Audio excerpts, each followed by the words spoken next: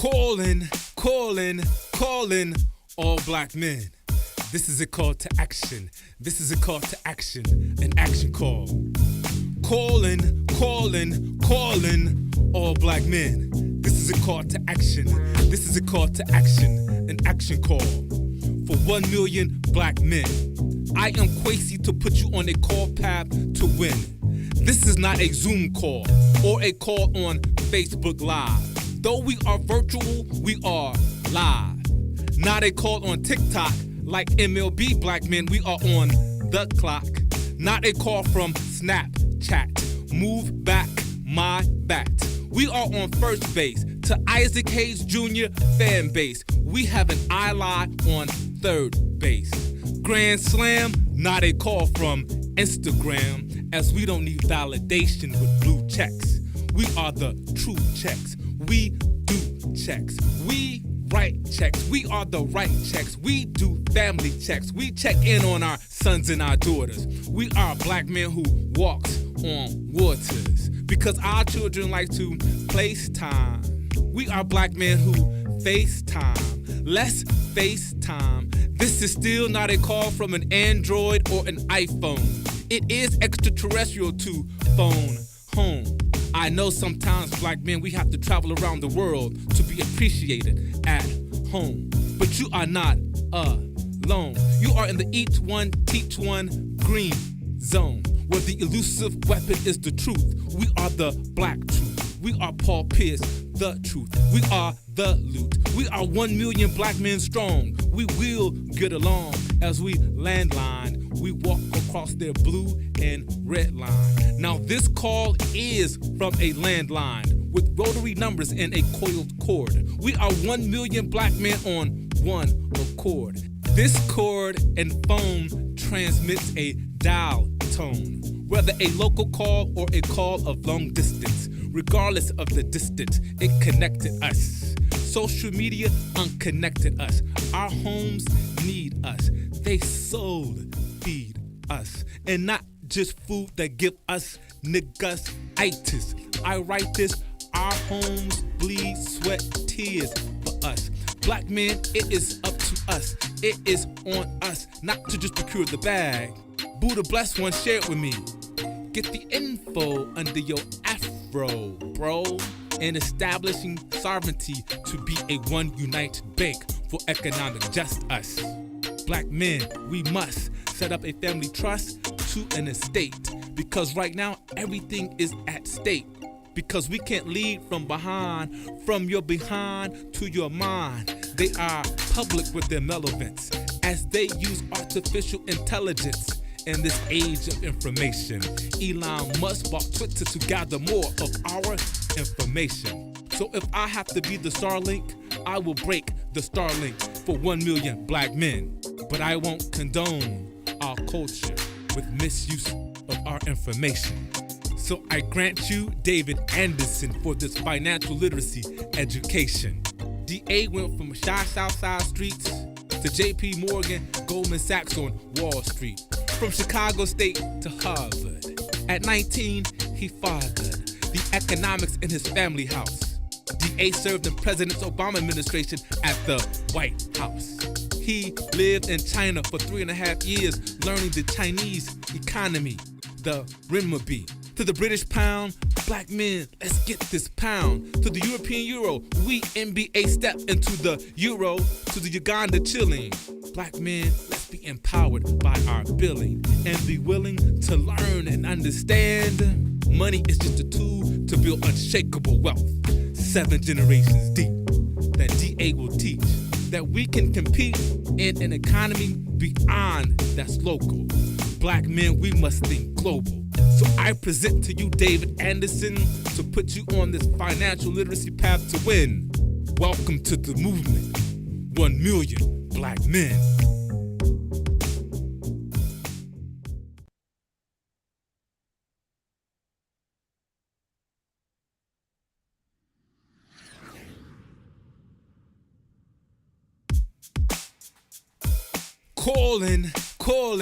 Calling all black men. This is a call to action. This is a call to action, an action call. Calling calling all black men. This is a call to action. This is a call to action, an action call for 1 million black men. I am Kwesi to put you on a call path to win. This is not a Zoom call or a call on Facebook Live. Though we are virtual, we are live. Not a call on TikTok like MLB black men, we are on the clock. Not a call from Snapchat. Move back, my bat. We are on first base to Isaac Hayes Jr. fan base. We have an ally on third base. Grand Slam, not a call from Instagram, as we don't need validation with blue checks. We are the true checks. We do checks. We write checks. We are the right checks. We do family checks. We check in on our sons and our daughters. We are black men who walks on waters because our children like to FaceTime. We are black men who FaceTime. Let's FaceTime. This is still not a call from an Android or an iPhone. It is extraterrestrial to phone home. I know sometimes black men, we have to travel around the world to be appreciated at home. But you are not alone. You are in the each one, teach one green zone, where the elusive weapon is the truth. We are the black truth. We are Paul Pierce, the truth. We are the loot. We are 1 million black men strong. We will get along as we landline. We walk across their blue and red line. Now this call is from a landline with rotary numbers and a coiled cord. We are 1 million black men on one accord. This cord and phone transmits a dial tone, whether a local call or a call of long distance. Regardless of the distance, it connected us. Social media unconnected us. Our homes need us. They soul feed us. And not just food that give us niggas-itis. I write this, our homes bleed, sweat, tears for us. Black men, it is up to us. It is on us, not to just procure the bag. Buddha bless one, share it with me. Get the info under your afro, bro. And establishing sovereignty to be a one united bank for economic just us. Black men, we must set up a family trust to an estate, because right now everything is at stake. Because we can't lead from behind, from your behind to your mind. They are public with their relevance as they use artificial intelligence in this age of information. Elon Musk bought Twitter to gather more of our information. So if I have to be the Starlink, I will break the Starlink for 1 million black men.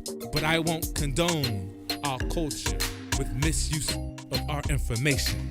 So I grant you David Anderson for this financial literacy education. DA went from shy Southside streets to JP Morgan, Goldman Sachs on Wall Street. From Chicago State to Harvard. At 19, he fathered the economics in his family house. DA served in President Obama administration at the White House. He lived in China for 3.5 years, learning the Chinese economy, the renminbi. To the British pound, black men, let's get this pound. To the European euro, we NBA step into the euro. To the Uganda chilling, black men, let's be empowered by our billing and be willing to learn and understand. Money is just a tool to build unshakable wealth. 7 generations deep that DA will teach that we can compete in an economy beyond that's local. Black men, we must think global. So I present to you David Anderson to put you on this financial literacy path to win. Welcome to the movement. 1 million black men.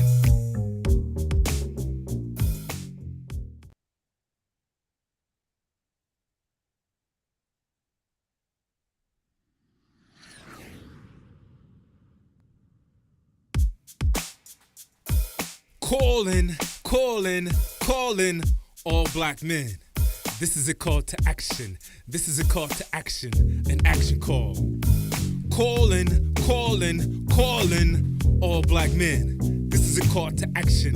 This is a call to action, an action call for for 1 million black men. I am Quasi to put you on a call path to win. This is not a Zoom call or a call on Facebook Live. Though we are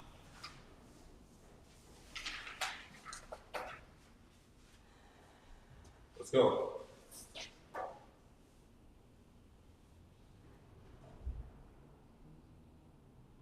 are live. Not a call on TikTok like MLB black men, we are on the clock. Not a call from Snapchat. Move back, my bat. We are on first base to Isaac Hayes Jr. fan base. We have an eye lock on third base. Grand Slam, not a call from Instagram, as we don't need validation with blue checks. We are the true checks. We do checks. We write checks. We are the right checks. We do family checks. We check in on our sons and our daughters. We are black men who walks on waters because our children like to FaceTime. We are black men who FaceTime. Let's FaceTime. This is still not a call from an Android or an iPhone. It is extraterrestrial to phone home. I know sometimes black men, we have to travel around the world to be appreciated at home. But you are not alone. You are in the each one, teach one green zone, where the elusive weapon is the truth. We are the black truth. We are Paul Pierce, the truth. We are the loot. We are 1 million black men strong. We will get along as we landline. We walk across their blue and red line. Now this call is from a landline with rotary numbers and a coiled cord. We are 1 million black men on one accord. This cord.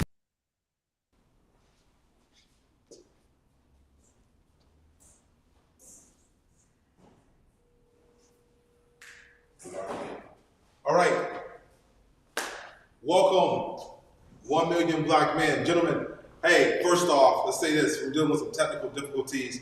For those that were clicking on the link, we are live in YouTube. We're also live right now on Facebook Live as well, right? Please, in the comments, let us know if you can see me, right? If you can hear me. I need to know if you can see me and if you can hear me. Brothers, please let me know if you can see me and if you can hear me. All right, let us know. Thanks, Vincent, checking in from Shouttown. Thank you, sir. Hey, can you see me and can you hear me? I need to know, can you see me and can you hear me? Put it in the chat. I can hear you. I can see you. Let me know. Let me know. All right. All right, we're about to get into this. All right, good stuff. Thank you, Leon. Thank you, Rendell. Thank you, God. Brothers, please share on your Facebook, on your YouTube. Share with other brothers. Hit them on the link. Let them know that we are live now. We are ready. I hope, how many of you guys liked the spoken word by Brother Quasi? How many of you guys like that spoken word? He put that together for us, man. All right, we're calling all black men. Thank you from Dallas. I got Roland. I see Roland. Edward, I see you. Share and like. Raymond, I see you. Good evening. Good evening, Kings. Thank you, sir. Thank you. People are coming in. All right. Thank you so much, Edgar. Appreciate you. Appreciate you. All right, good stuff. Look, we're going to get into this. We're going to knock this out. Look, a couple things just to set expectations for everybody who's getting started, looking, YouTube, Facebook. Let's go through a couple expectations, all right, real quick. So I want to go through why we created this event, all right? We created the event because a couple things, right? One is that we saw, or I noticed, you guys now know most of my background, I'll go through my background, but you know that essentially when it comes to success principles, when it comes to us winning, no matter if you're in West Africa, whether, I want to also put up there, we'll put up there later about how many people from around the world are doing this, that winning sometimes looks a little bit different for us. And again, I don't want to get into culturalism. I don't want to get into racism. I don't want to get into nationalism. But is it a reality that winning a lot of times looks a little bit different for us, okay? And so what we saw was this gap where when it comes to speaking to black men, right? Again, I'm talking about men. Women, you're happy to join, come in. We got people from different cultures coming in, white, black, Asian, that's fine. It sometimes looks a little bit different. And so what I wanted to do was create an environment where it was safe for us to talk about those challenges, but also get into the principles where we can really, really win, right? Where we can really, really win. So the purpose of this is, one, to free us psychologically, all right? One. Psychological freedom. Number two is to free us financially. So financially freedom and and economic freedom. What is financial freedom, right? Financial freedom is when you get to buy or purchase whatever you want. You have the finances to buy whatever you want at any given time. That's financial freedom. Economic freedom is when we are in a position where we own the things that people buy. You understand me? Right? What do I mean by this? You ever heard that saying before? It says, hey, give a man a fish, he eat for a day. If you teach a man to fish, right, he eats for a lifetime. See, that saying usually stops right there, right? Give a man a fish, right, or teach a man a fish, right? But what I'm going to say to you is this.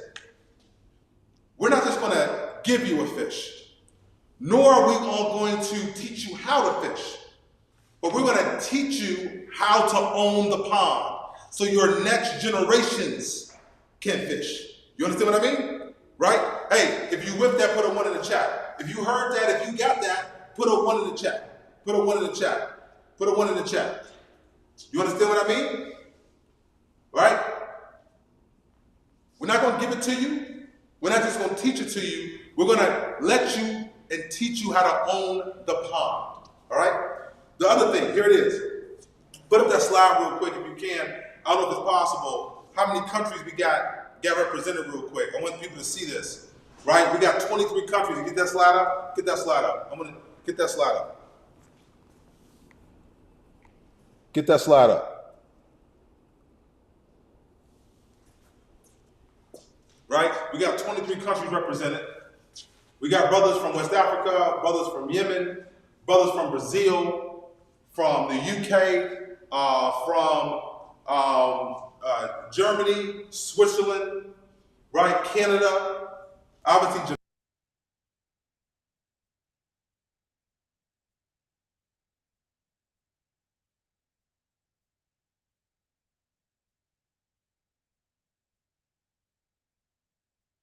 All right, thank you so much. All right, good stuff. Right? Look where we got all of these people from around the world coming through.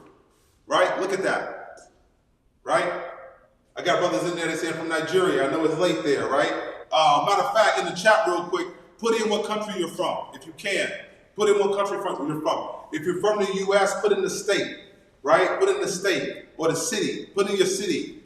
Let's see that.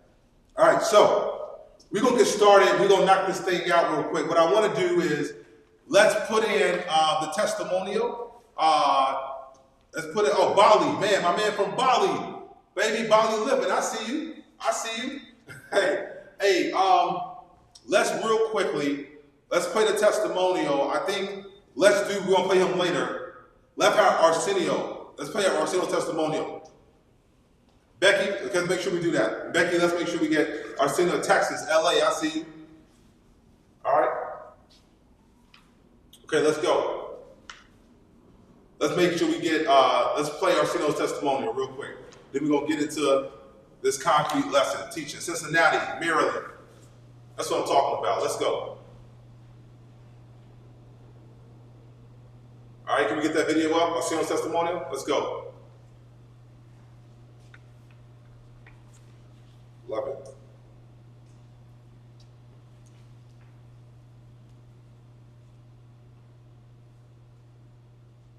Somebody let me know something. Can we do it? Are we able to get it up? Someone speak.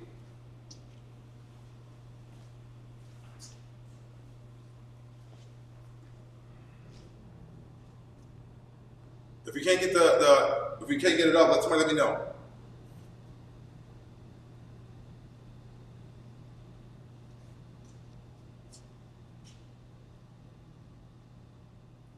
All right, if it's not coming up, somebody let me know.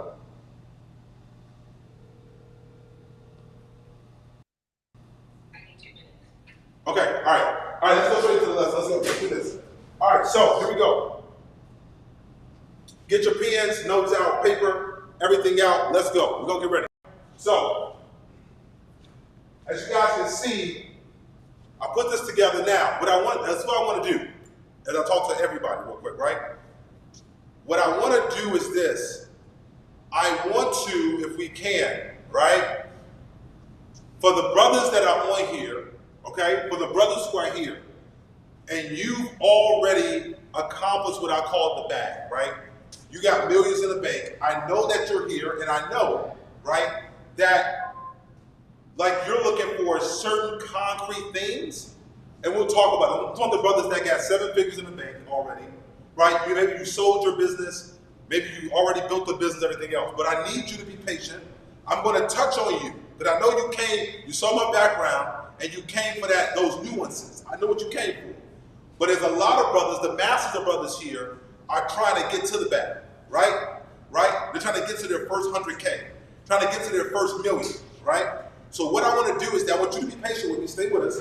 Be patient with me, because I need to, for those brothers who are trying to figure it out and continue to learn, I'm going to stair-step some things, right? Stair-step some things so that we all are on the same level playing field, okay? Right? But I want to acknowledge you, I know, right? We're going to talk about investments. We're going to talk about wealth preservation. We're going to talk about all of that.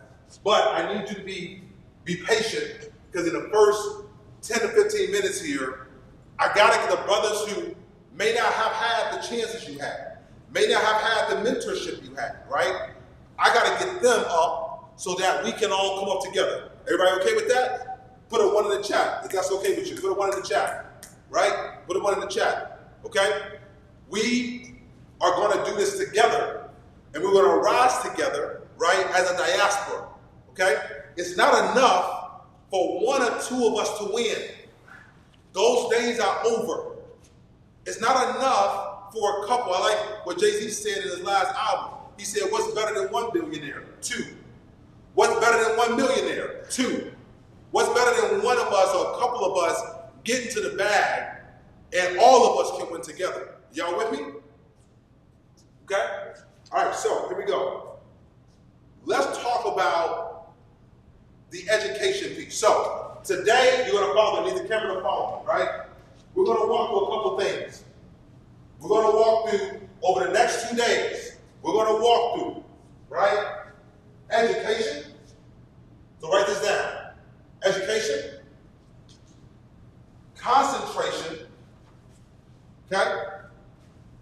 Accumulation. All right? Education, concentration, accumulation. Right?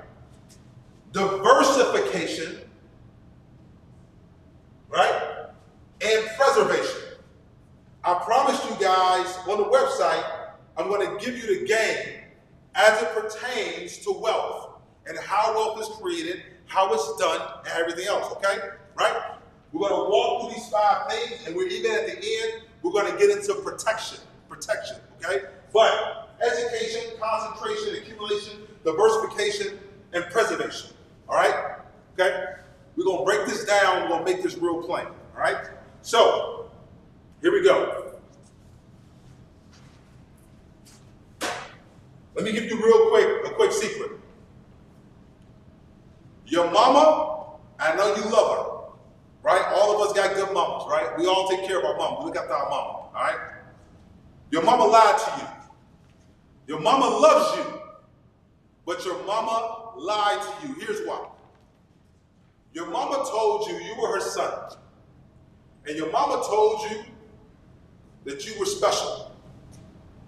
Your mama told you, man, that life, you do the right things and life is fair. Okay? Your mama told you, hey, you're going to be loved no matter what you do. You're going to be loved. Now, I want you to understand, right? That is true for your mama. And mama is mama. She ain't never going nowhere. That's true for mama, okay? All right? However, life is not necessarily fair, right? The world is competitive. There's competition, right? For everything, right? Markets compete. Can I let you know, right? You guys know my background at the White House and other places. Governments compete, right? It is a competition. Why is it a competition? It is a competition because it is part of the human condition. So if you think that life is going to treat you fairly, you got another thing coming. You know, look, I was really blessed. That's why I was blessed. Look, I came from South Side of Chicago, grew up, my mother, right, had schizophrenia, tore the family apart, had a mental illness, right? Really affected a lot of things. From there, I was able, luckily, I went off to school at first, came back because she had leukemia, cancer, and I had to come back and look after my younger siblings and take care of some things. Hold on. During that time, I read between 19 and 23 years old, I read about 600 books, right? About 10 or 15 books a month. I mean, I'm reading politics, economics, African history, European history, right? American history. I'm understanding policy, how the world is shaped, how things happen. And what happened to me after that, I ended up, as you know, going to Goldman Sachs, ended up going to JP Morgan, the White House. And so I had what I call a poor black man's experience, right? But then matriculated into what I would deem as a privileged white man experience. Because the institutions that I was able to matriculate to, right, are usually preserved, and for the brothers here that got the bag, or the brothers here who've been in business a long time, my brothers who've been around 50, 60 years old, hey, real quick, I just want to know, if you are over 40 years old and you are in here, right, put a 1 in the chat. I just want to see who's here. Put a 1 in the chat if you are over 40 years old, right, put a 1 in the chat, real quick. I just want to know who's here. All right? If you are under 40, put a 2 in the chat. Put a 2 in the chat. Okay? So I had this privileged white man experience in institutions, right, that effectively existed, okay? And so imagine you got the street experience from the gutter tied to a privileged experience, and now I'm bringing that together to help teach you the game. Because I'm going to tell you something, right? If you are in a game and you don't understand the rules, you will fail, period. If you are in a game and you don't understand the rules, you will fail. Or you will not be as successful as you could, no matter how hard you work, no matter how tough you are, no matter how much mama loves you, you will fail. And you can say, hey, it's not my fault I failed. But I'm going to say to you, as a man, we have an ordained responsibility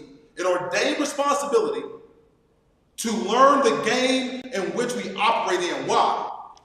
Because your next generations depend on you, right? Your grandchildren, who you have not seen, depend on you.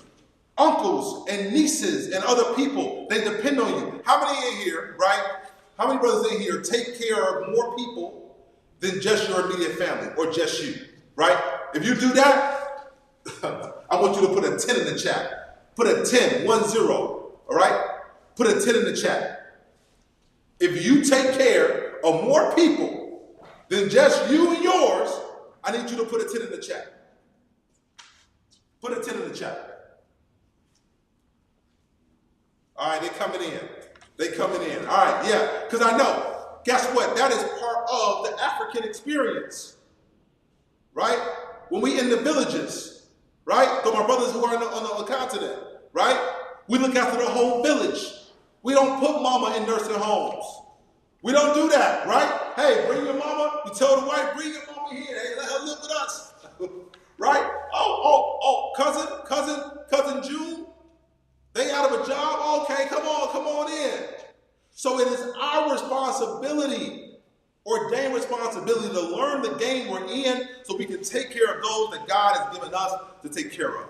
Hey, we got the testimonial available, right? Let's put our Arsenio in. Put the testimonial in. Let's go. Hey, I need you guys, please share on your Facebook, share on your YouTube. Please share. We have to go. about to hear a brother I work with, right? About to hear his testimonial. Guys, please share. Tell everybody to come on in, all right? Please share. Tell everybody to come on in. 4 years ago, my first business cracked 7 figures, and it was actually an interesting time to meet Dave because I oftentimes say you can't just be wealthy overnight. You actually got to have somebody to teach you the game. And DA kind of stepped in and took me and my business partner under his wing and showed us how to kind of maneuver this very dangerous game that we play called business. And within 6 months, DA was actually able to help us obtain a $200,000 line of credit. And then 6 months after that, he actually helped us secure a $3 million line of credit that we were able to obtain in real estate. After sitting down with David and going through some ideas and some concepts, in the first 6-7 months, I think we did roughly about $10 million together. It's an exceptional program, and David did something for me that no one else had ever done. He taught me the power of global expansion and really understanding the importance of an international network and how we can build on that network. Him and I have done projects that surpassed the $20-30 million mark. My life has changed in more ways than one for the better from the development of our relationship. And I'm just so happy that you have brought me in to the fold and have shown me how important the power of a network internationally from a professional perspective or a personal perspective can be. And I'm ever so grateful. Let me know when I'm ready. We're live. All right. So check it out. The first thing you need to know and you need to understand. All right. The first thing you need to know, you need to understand. There is levels to the game. There is levels to the game. What do I mean by that, right? Some of you guys, no matter where you are, how you do it, right? You took appropriate steps and you got to the top of your level, okay? You're at the top of your level. You make, if my brother's on the motherland, I don't know, you making 10, 20,000 a year, okay? Right? And you at the top of your friend group. You at the top of your peer group, okay? You at the top, right? And now when you get to the top of that, you feel stuck because you at the top of the level that you climb towards and where you're at, all right? The key is that in order to continue to accelerate, you have to go back and go to a different level. So you have to sometimes start back at the bottom in order to climb to another level. I promise you I might fall, right? Because see, at this level, guess what?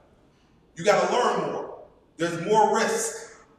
You got to take more chances. You got to have more faith, okay? And I especially want to talk to the brothers, especially the brothers over 40. Let me talk to you real quick, right? I know you got the degrees. I know you did okay in your career. I know you did okay in your business. But what happens is that in life, if we don't continue to grow, if we don't continue to push ourselves forward, whatever grows was not growing is starting to die. So you have to continue to grow, continue to push, continue to learn new things. It's easy for us to get into a rut as men. We can get into a rut.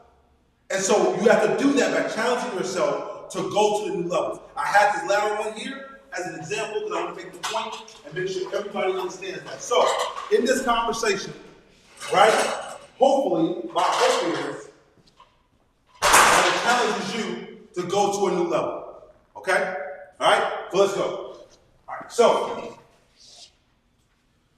I worked in China for a little while, and one thing that the Chinese talk about and I appreciate is when I read the literature, they talked about, again, about education and why education is crucial and important, okay, is I call it, the Chinese kept saying something called, we're going to take the principles of the West, we're going to take the principles of, economics, all of these things, okay? But we're going to do something, right? We're going to do something, and it's going to be called we're going to give it something called Chinese characteristics. Okay? I don't know if you can see that. Can we zoom in on that real quick? Chinese characteristics. Okay? All right? And what I determined, what I learned was that, see, when something is created, when I was in China, the toilets are created for the Chinese. The doorways are created for the Chinese, right? When you're there because you're in China, it's created for the Chinese, okay? Now, it's an unconscious thing. It's what it is. It's created for them. As a foreigner, I was able to participate, but it was not necessarily created for me. I participated, but it wasn't created for me. And that was okay. I made money, did my thing, right? It wasn't created for me, okay? What we have to do now in the next century, talking to us, is that we have to take what we know, especially those in the diaspora. Do you not know there's over 100 million of us outside of Africa? So my brothers in Nigeria, my brothers in Ghana, my brothers in South Africa, I love you. There's 100 million of us outside of the continent. So we have to start doing something. We have to take what we know and the knowledge, and we have to give it Black/African characteristics. You understand what I'm saying? So that means when you take knowledge, when you take in the education, I know a lot of brothers, they're on they do the British education system, and that's cool and fine. But you must, I'm listening to this, hear me when I tell you this, right?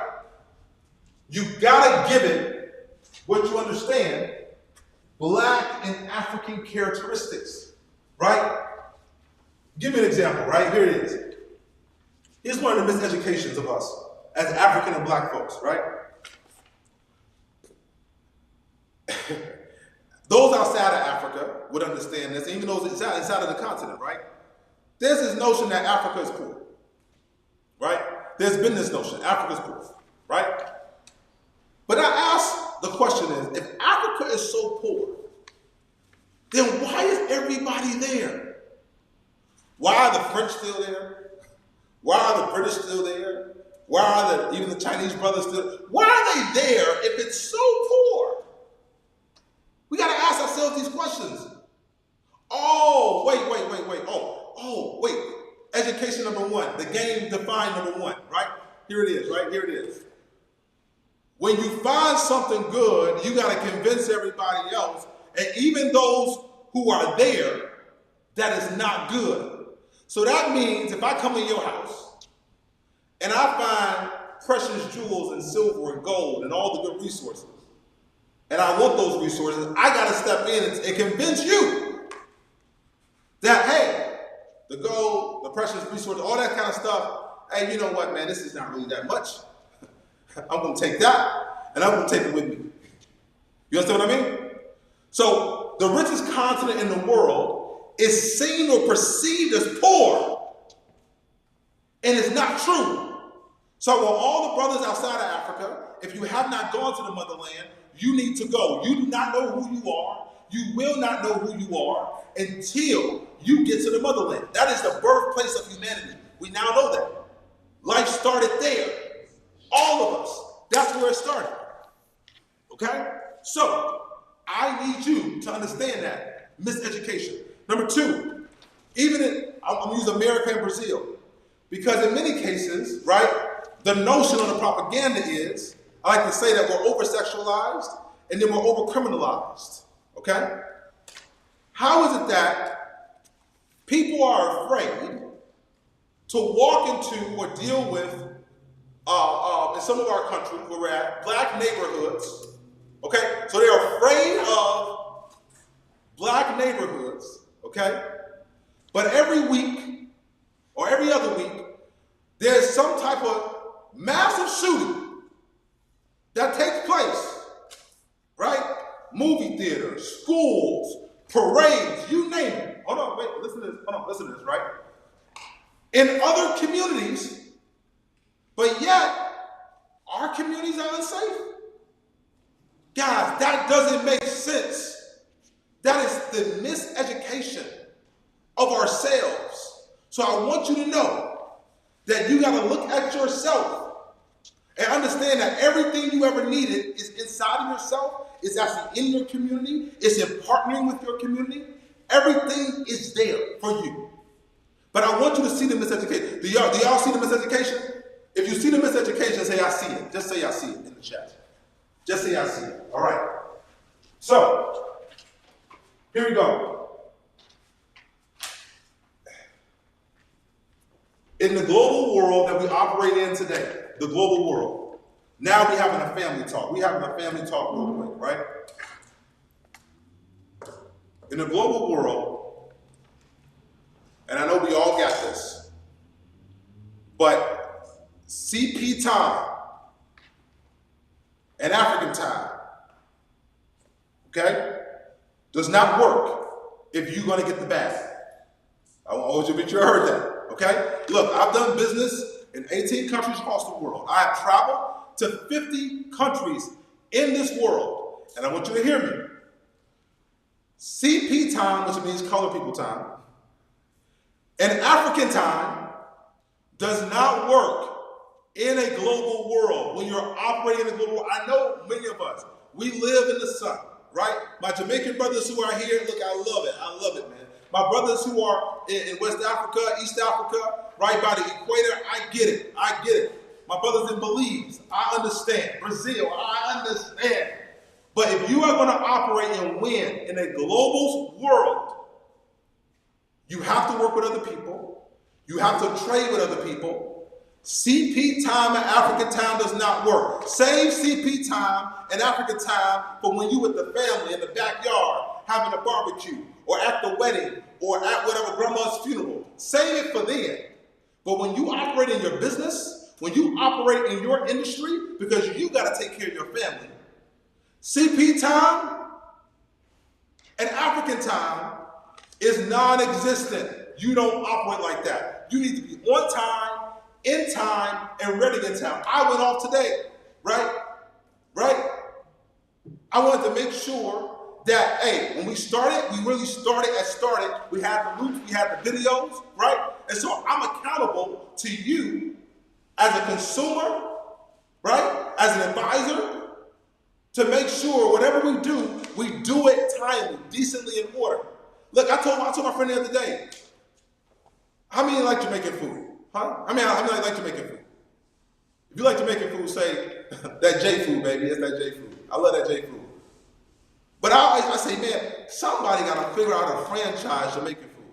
Because as good as Jamaican food is, everybody has experienced it. If you go into a Jamaican restaurant, man, my brothers, they ain't got no oxtail, they ain't got no chicken, they ain't got no yams. Like, hold on. We're accustomed to it, we're using it. But brothers, we cannot succeed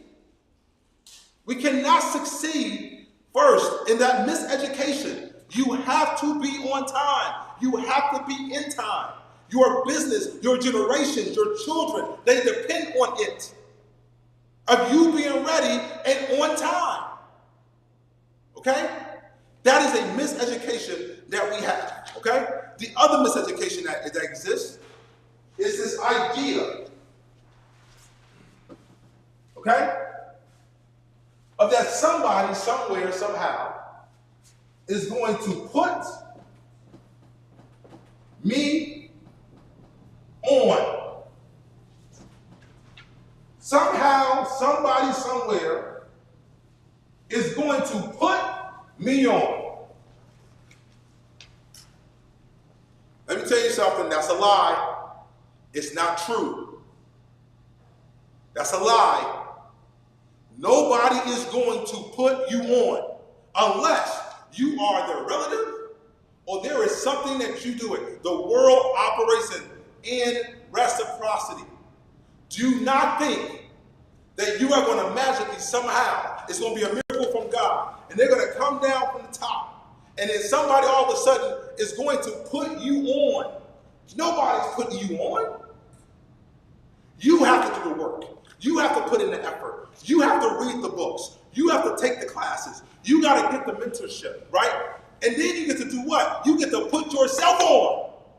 Because you become so valuable that now they say, hey, I cannot live without you. I had a brother, other day I was sitting down with my brother too, we had an alumni thing, right? He's one of the top music executives, right? In Hollywood, top music executive. He went into a cigar spot, had a cigar, was hanging out, right? Some other brothers came over to him, some white brothers, real cool, right? Came over, like, hey, what do you do? He was like, I do this, that, but he's a Grammy Award winning, like top of the music game, killing it, right? So they was picking his brain, talking about entertainment, okay?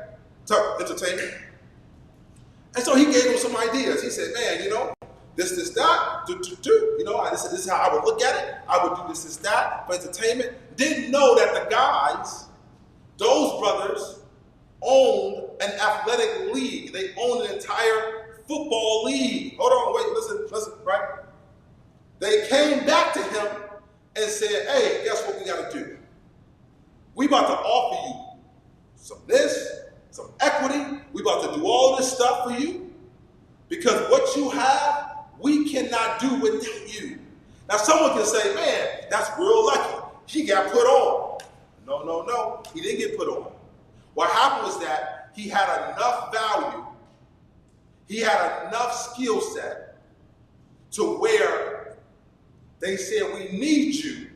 And what we're going to do because we need you and because of who you are, he didn't have to change himself. He didn't have to adapt himself. He became valuable enough where they said, hey, you add value to us. So that idea, that notion, that somehow, some way, somebody's going to put you on, get rid of that. That's garbage. Because now you have just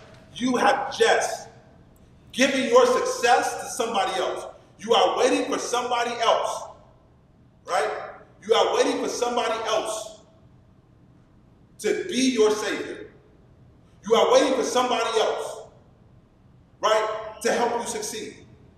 When everything you have is in yourself, it's in your backyard, it's in your culture, it's in your identity, you can do it yourself. All right, let's go.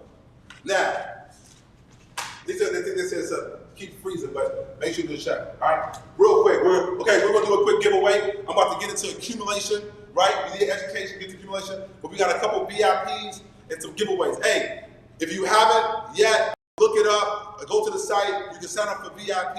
There's some VIP sessions, especially tomorrow. Make sure you look at that. But for now, we're going to do a couple giveaways. All right? Right, we're going to do the giveaway. Let's do the giveaway when we get to accumulation. Let's go. All right. Huh? All right, so what we're going to do is, I need to know, real quick, I need to know for the giveaway, real quickly, all right? We know where you come from. You cannot be from this country, all right? I need someone to tell me who is the president. First three on this one, we'll do the first three in the chat. Who is the current president of Uganda? Current president of Uganda, the first three. First three. President of Uganda, the first three. All right.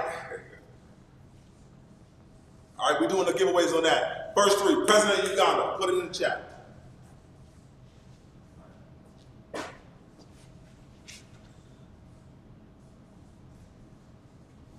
Okay. All right. Are we going on camera? We're good? We're streaming live? Okay, we're good? All right. All right, we're giving away $2,000. We're going to give it in over $50 increments today, right? So make sure you put that when you do it. We're going to put it up. Blue 70, somebody got it. Thank you. That's right, Blue 70, baby. Right? Okay? Please understand who Blue 70 is. He was a freedom fighter. Obviously took back the country from Idi Amin and did all of that. So I just want to make sure that we're educated. I'll be asking different questions across the diaspora to educate all of us on these things. All right, let's go. Next, we're going to go into accumulation. Remember I told you, concentration. Remember I told you the first building block of wealth is education. And please understand, information is not education. We live in an information age where we constantly are getting massive information. But because you have information does not mean you're educated. Education means that you have the ability to reason and critically think about a subject matter. Okay? Critically think about a subject matter. There's information and then there's education. I went through some myths of what I call some miseducations. We'll keep going through this. Some miseducation of black folk. Some miseducation of African folk. Okay? Now next, after that, you must have concentration. Now this is going to be a big one right here. And again, my brothers who already got the bag, I need you to stay with me. Okay? Because you will not get the bag unless you do this. You have to concentrate. Okay? When I mean concentrate, you have to get into a focus. All right? If you do not focus, okay, you cannot win. One of the funniest things I see when you got brothers on the block, you see them around, right? It's like they can do everything. They are a jack of all trades and a master of zero. Okay? Look, you cannot win this game and not concentrate. You cannot win this game and not focus. It is impossible. You must become good at what you do, right? The ability to concentrate, put this in the chat for me, guys. The ability to concentrate is directly tied to your ability to wealth create. Your ability to concentrate is directly tied to your ability to wealth create. Okay? What do I mean by that? Here it goes. Myself, for instance, I actually own and I'm part of a lot of different businesses. Okay? But when you're building business, when you're building your business or whatever industry you're in, you have to have a moment of what I call massive focus, massive concentration. People will not tell you this. And I'm not talking about going to a 9 to 5. That's not what I'm talking about. I'm talking about you become obsessive about a particular topic or area. You become obsessive. That is your area. You read everything about it. You understand everything about it. You're focused on everything about that area.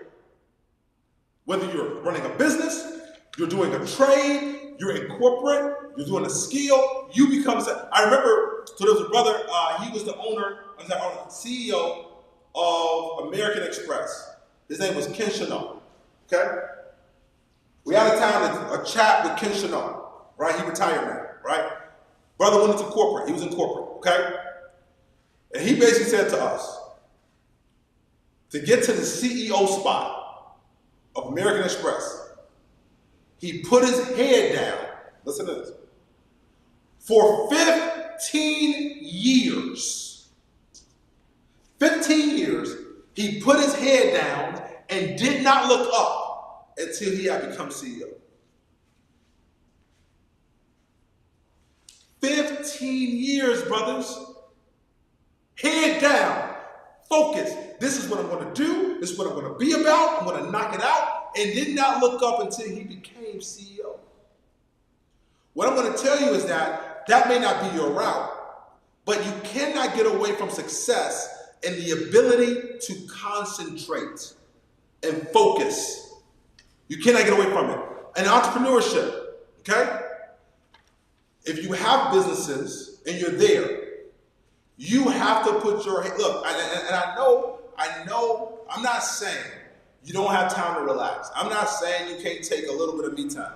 But I hate to tell you, right? If you're a studier of whether it's the Quran, the Bible, however you look at it, it gives an example of what I call the curse. One of our curses is that men, we got to work by the sweat of our brow. Hey, we don't have babies, okay? But we got to work by the sweat of our brow. I hate to tell you, the brothers that are online, on Instagram, look, I just got back on social media, okay? Just get back on social media, okay? But the brothers who are online telling you, hey, that's all I do. I do a couple things a day. You know, I hang out, be like me, right? I work 5 hours a week, and I'm telling you something, if they are working 5 hours a week, if they are working 10 hours a week and making millions of dollars, you better believe there was a time in their life where all they did was do 80 to 100-hour weeks. Especially for my brothers under 40 and you single, there is no reason why. No, there's zero reason why that you should not be working at least 6 days a week. If you are under 40, there is zero reason why that you should not be grinding and working 6 days a week. I'm giving you these principles. Hold on, wait. Everyone put 6 days, 6 days, 6 days. How is it that God rested one day and you want to rest 4 and you want to get to the bag?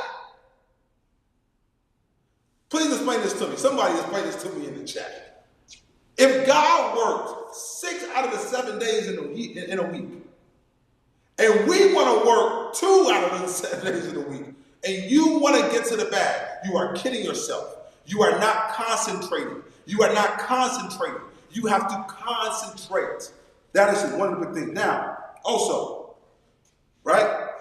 Businesses, we're talking about concentration, right?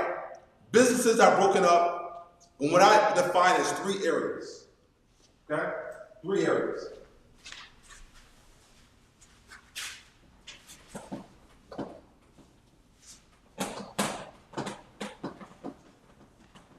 Guys, if this is helping you, please let me know in the chat. Say, look, you helping me. I just want to know. I just want to know if I'm helping you out. Just say, let me know. I want to get the feedback you're helping me. Okay? All right. Here we go. Business are defined as this. Hold on. Before I get to the business side, hold on. Before I get to this. Especially for those who are in developed, but highly developed countries. Germany, America, the UK, when I say highly developed, South Africa. Like, you know, there's just a lot more capital in your economy, right? A lie that you must know, and I come from Wall Street, so I'm going to tell you this, right? A lie that you must know is this. They tell you to diversify, okay? We're going to get to diversification, but you should not diversify until you have concentrated and you have accumulated. The reason why they tell you to diversify is because they're basically saying to you, hey, look, you trust me with give me your capital, I can do more with it, right, than what you can do. But I'm going to tell you this, okay? Until you have concentrated and accumulated, we're going to get to this, concentrated and accumulated, you need to focus. Get your capital, get what you have. You're going to get more return if you focus. I got to make that real clear, right? It is in Wall Street's interest to have you diversify. Why is that? Because now you take that money, you give them a little bit of money, now they get a little bit of money from a whole lot of people, now they got more money, they play with your money. Now I'm not against Wall Street, I was on Wall Street, I'm not against it. I'm just saying that, please understand the game. If you are trying to get to the bag, you need to focus on your stuff. Because guess what? Ain't nobody else going to take care of your family but you. You can't depend on the government to take care of your family. You can't depend on your neighbor to take care of your family. Only you can do that. All right, now here we go. So, businesses. Make sure we got this in the chat. Tell my team, put this in the chat, right? If you're getting into business, right, and for the brothers who, again, you're winning, you know this to be true. You have businesses that are vitamins. I need my team to give me some more markers. Black markers. You have vitamins.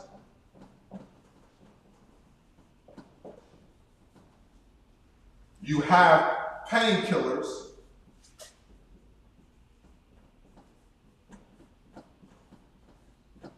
And you have medicine.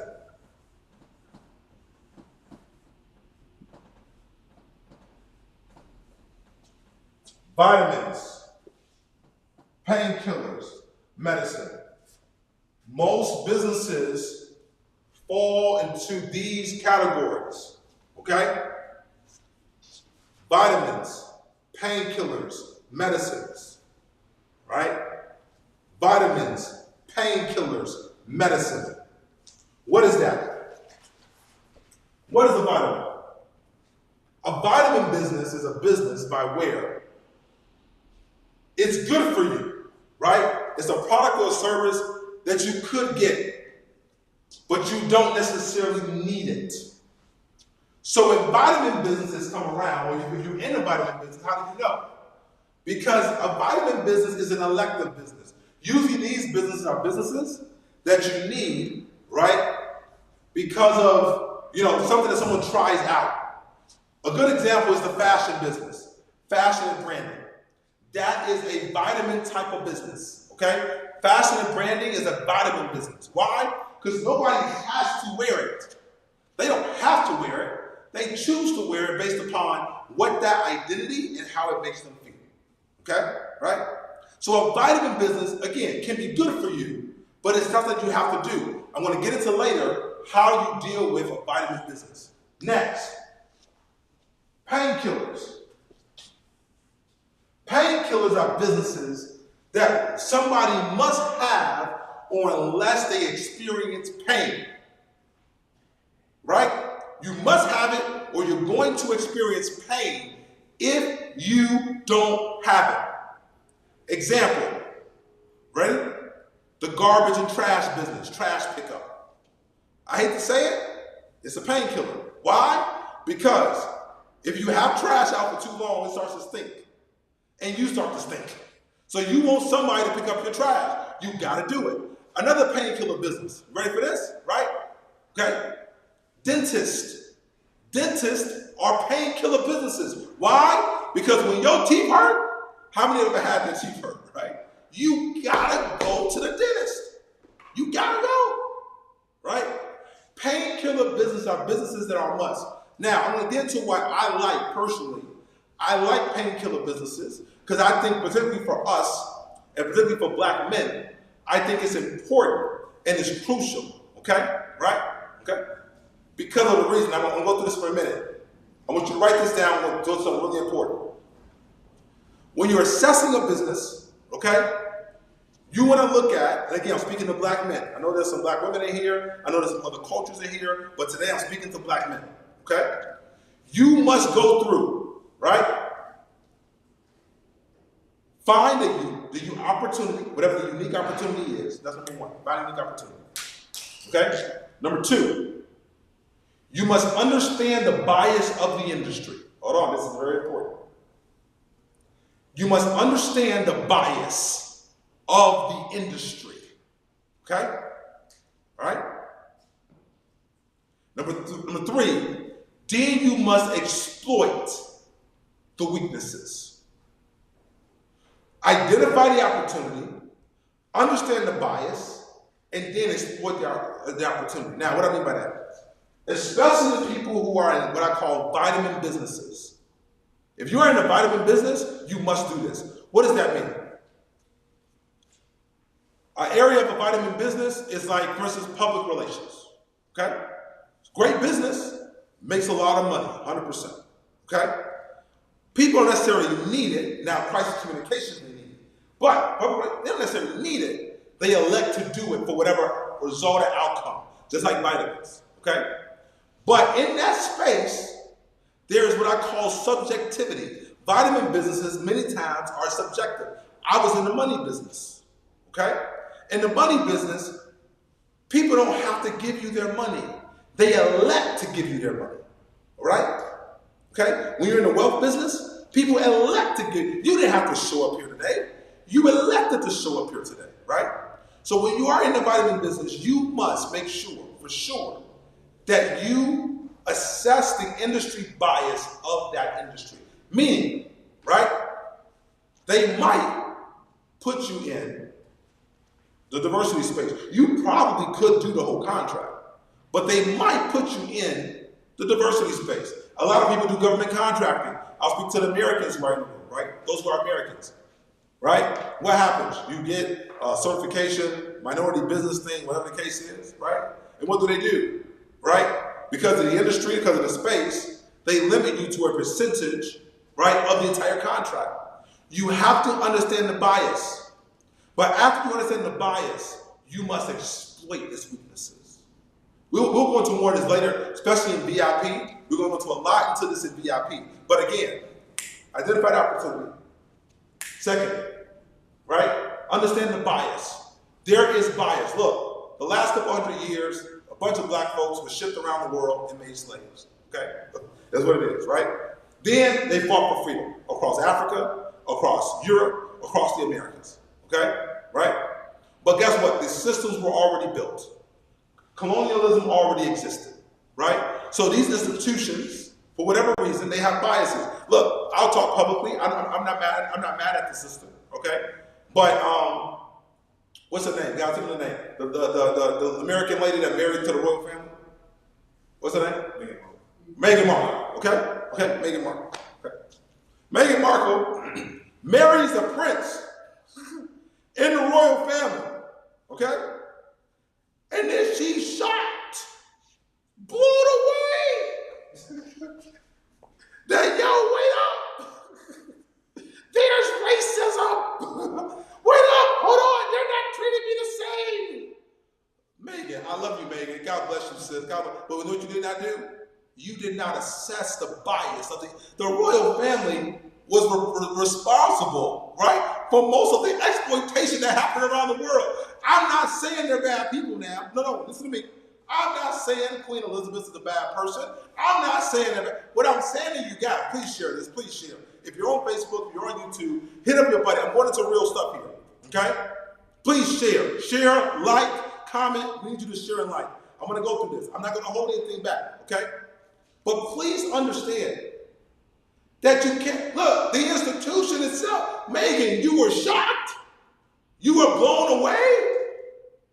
So what happens to us, we go into industries, we don't assess the bias so we can navigate properly, and then we're shocked, and then we're screaming, oh my God, they don't like me. Oh my God, they don't understand. They looked at me and said, oh, they didn't understand the color of my skin. Of course they don't understand. What are you talking about? It wasn't built for you.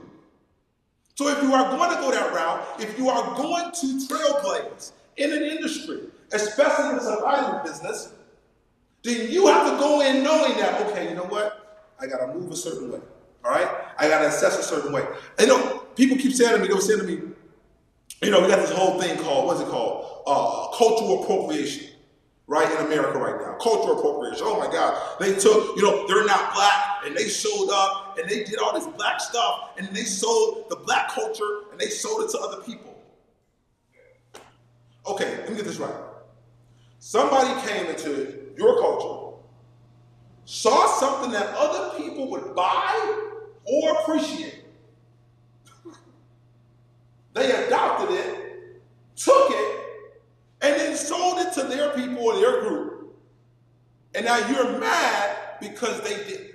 Okay, what should have happened is that you should have saw the opportunity, hired the person of a different culture, and said, hey, brother, hey, John from Beverly Hills, cool white boy, fantastic. Hey, Enoch is Lebanese, whatever the case is. Hey, you like this? Oh, you really like this? Oh my gosh, you really dig this? Oh, fantastic. Then why don't you sell this for me? Why don't you become the person to export the thing that you're upset about that's being appropriated? What I want to do is change our thinking about how we think about these things. Because it is up to us now to make the difference, to do what we need to do. Here it is. So, vitamins, painkillers. The last business is medicine. Okay? Medicine businesses are businesses by where? Okay? People need it. But they don't know till they need it until they feel the pain.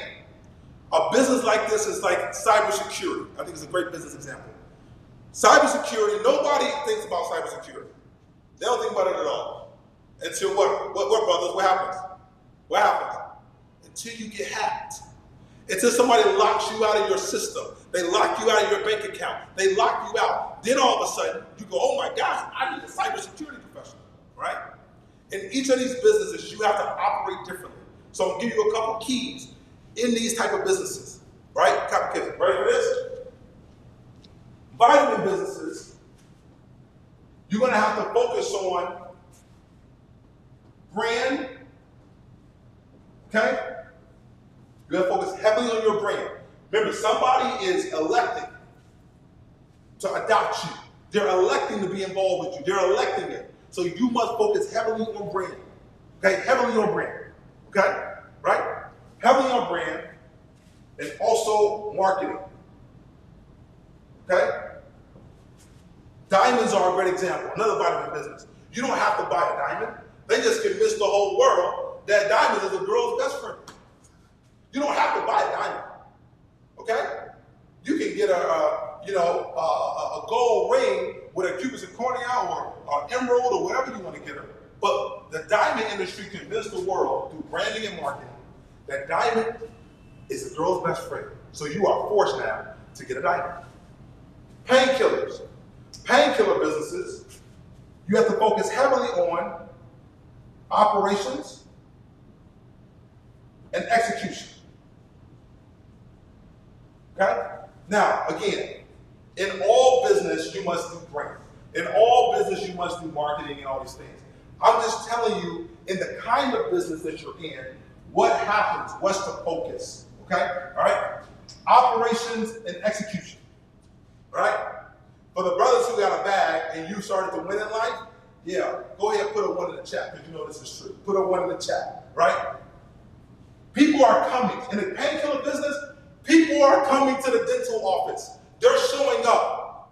They're coming whether you want them to come or not. But what happens? Can the dentist execute? Does he have good operations? But they're coming. They're showing up because everybody got teeth. You understand what I mean? All right? Medicine businesses.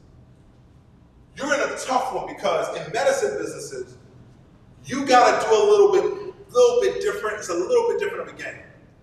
But in medicine business, you got to do a lot of what I call business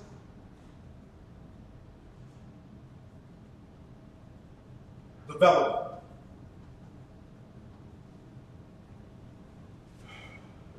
Relationship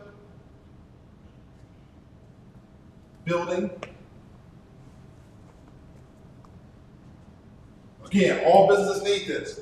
But in medicine businesses, you have a lot of business development, a lot of relationship businesses, building, and also awareness.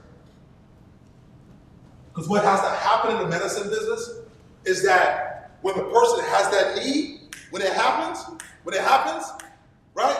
Guess what happens? They need to think of you first. When they get sick, you become their doctor. You feel me? Okay? When the need happens, you need to be the person that they think of because you've been relationship building and doing business development. You're the person they think of. All right? Because medicine businesses, people are not aware until you build the relationship. They think of you. Oh my gosh, I need that. Oh, who I know? I know Lamar. Okay, Lamar. Okay, great. Who I know? Oh, I know Ayo. I gotta call Ayo. Ayo does that. They can think of you first. So it's a lot of business development, relationship building in that space. All right. So, real quickly. I'm asking my team, where we at? I know we got people. Hey, thank you guys. You guys are moving a lot. I love this. What they're saying, Gaither, relationship building, business development, be a plan A. I see you. I see it, right? I just want to acknowledge these comments real quick. Remember also, guys, you can go into VIP. When we get more stuff tomorrow, you can go link with VIP. Thank you, brothers. Thank you so much. Thomas, thank you. All right. So, real quick, another giveaway. Quick question. Everybody pay attention real quick. Quick question. All right.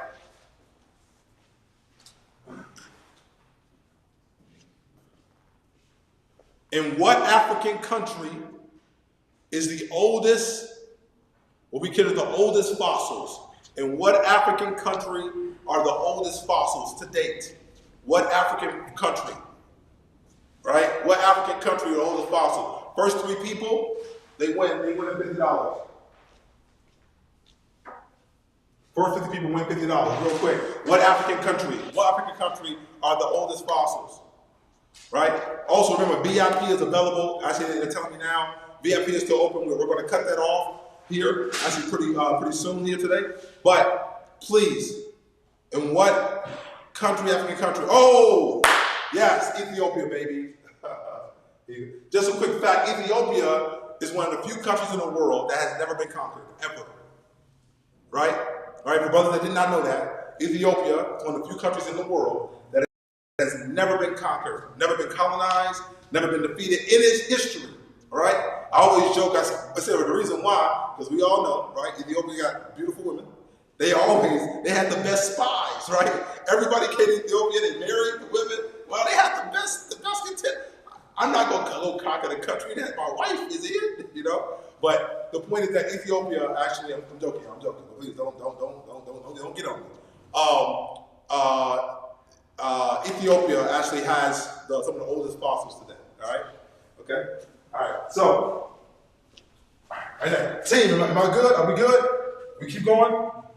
All right, we keep going. All right, here we go. So, let's talk about real quick paths to wealth for brothers who are looking at new opportunities for yourself, or you're looking at different places. Let's talk about some of the paths and industries to wealth today. Okay? Again, I picked these areas out because I think that these are areas that have what I call limited bias. They're more objective. Okay? You know what? Forget that. You know, I'm not going to do that thing. Here. Can you get the camera right here? Can you get the camera over here? Okay? If you're looking at industries and places you want to go into, okay? Let's do this real quick. You ready? So, all right? Right now, I'm going to industries that have major shortage. So, my brothers on the continent, my brothers in America, Brazil, wherever you are, let's go through it real quick. All right, so one industry that right now is amazing opportunities, is making a lot of people millionaires, okay? Transportation. You want to look at transportation, aviation. What's in aviation? Becoming a pilot, becoming an aviation mechanic. There's a lot of space in the aviation, right? Now, aviation may not be a necessary an area that you go straight into entrepreneurship for, right? It may not be entrepreneurship, but aviation is a great place, a lot of opportunity. It's a lot less bias in a lot of places, so aviation. Also, maritime, okay? Maritime has to do with the overseas, the logistics, overseas, right? Overseas logistics, across the water, and things like that. Another area I love, is trucking, okay? People want things delivered. They don't care who delivers it or how you deliver it, they just want it delivered. Trucking, okay? All right, that's transportation. Another area that's really good right now for black men is security. Security, physical, and also cyber. Okay? With all the hacking happening, with all the stuff that's going on, security, physical, and cyber is a great industry to be in, right? Then we get into what I call the physical trades, okay? Again, I'm asking the brothers I know, for those who got the bag, just hold on. We won't get there for you. But I gotta make sure we're lifting all boats here. We're lifting all boats, okay? So, in the trades, you got plumbing. Okay? Why is plumbing right now good? Because our water infrastructure and our infrastructure across, especially the developed countries, and even in developing countries, right? The water right now and that infrastructure is starting to be dilapidated. So what's happening is that they need people in that space. And whether you learn that trade, you start a business in that trade, plumbing right now is very crucial across the world. Okay? Another one is roofing. Okay? Roofing, okay? And what we call HVAC, right? Heating and air conditioning, okay? Right? These are spaces that are continuing to grow, right? Because of the need. Now, here are other industries that I consider, you can operate in them with not as much bias as other spaces. Again, we're talking about painkillers, vitamins. Most of these are in the painkiller or medicine space. Some of them are obviously vitamins as well. Okay? Real quick, let's go through what I call stock trading. Now, I grew up on Wall Street. Look, stock trading is risky. Okay? Okay? Let me ask this to audience real quick. Audience, I'm gonna ask you, who on our chat trades stock? Who trades stock? I need to know. Who trades stock? If you trade stock, put in there real quick, I trade stock. Okay? If you trade stock, real quick, put in there, I trade stock. But those who trade stock, you know that this is, again, a real stock trader is not a gambler, okay? They're not gambling. They're actually strategic in what they're doing, and they're looking to make a certain percentage, a certain amount, right? Every day or every week, and they don't get greedy, right? Pigs get fed, hogs get slaughtered, right? Okay? But the great thing about stock trading is that nobody has to know who you are, right? And in this day and age, literally, it's a computer, right? And you make an assessment, and you basically trade your stock, right? So stock trading is a great area. We'll go through more of that for. Also, two more areas we're going to go through. That really where men are, especially black men, are thriving, okay? One is healthcare. Another one, okay, is also construction. And in construction, you can go down the gamut, whether you do developing, whether you do general contract, whatever the case is. But I want to get these areas, which we get this for everybody, right? Because people have been asking about this. When you talk about opportunity, we talk about, again, areas where we can get into and we can win immediately. Win immediately, these are areas that are more objective, right?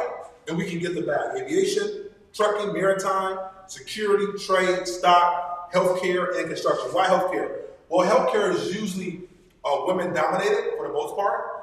It's just, overall, it's just female dominated from a sense of the overall staff, not necessarily the doctors, overall staff. Because of men and our strength, a lot of stuff in healthcare, with lifting stuff, moving stuff, whatever, there's a lot of opportunity in healthcare, right, for us with less bias.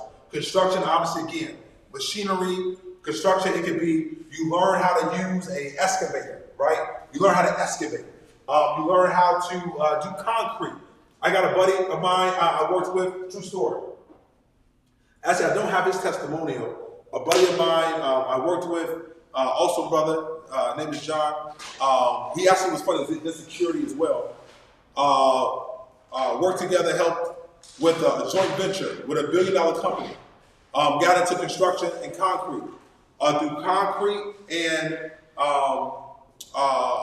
through concrete that he ended up getting about first contract was $8 to $10 million, right? Through concrete. I just want to let you know again, I'm not saying you got to pivot and get into these spaces, but I'm telling you, if you're looking for opportunity, these are spaces where there's massive opportunity.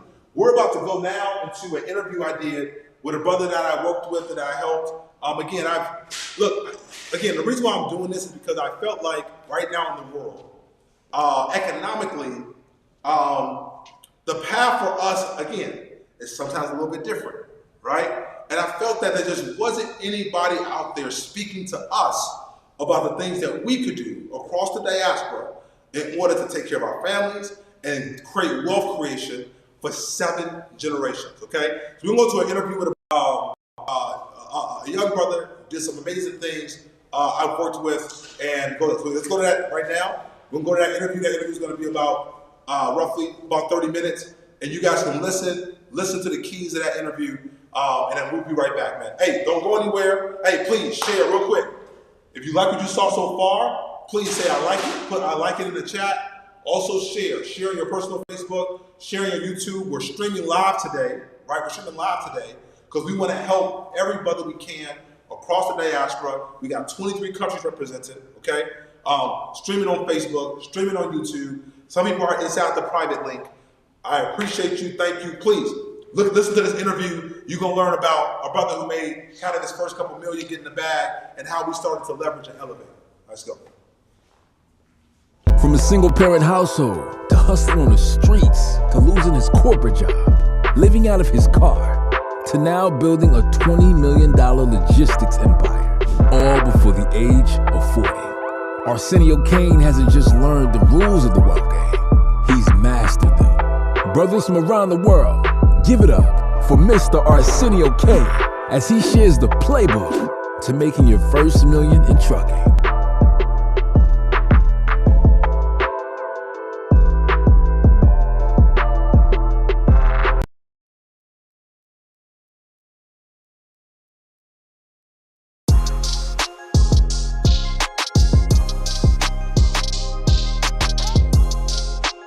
I am super excited, about this interview because this guy is really amazing.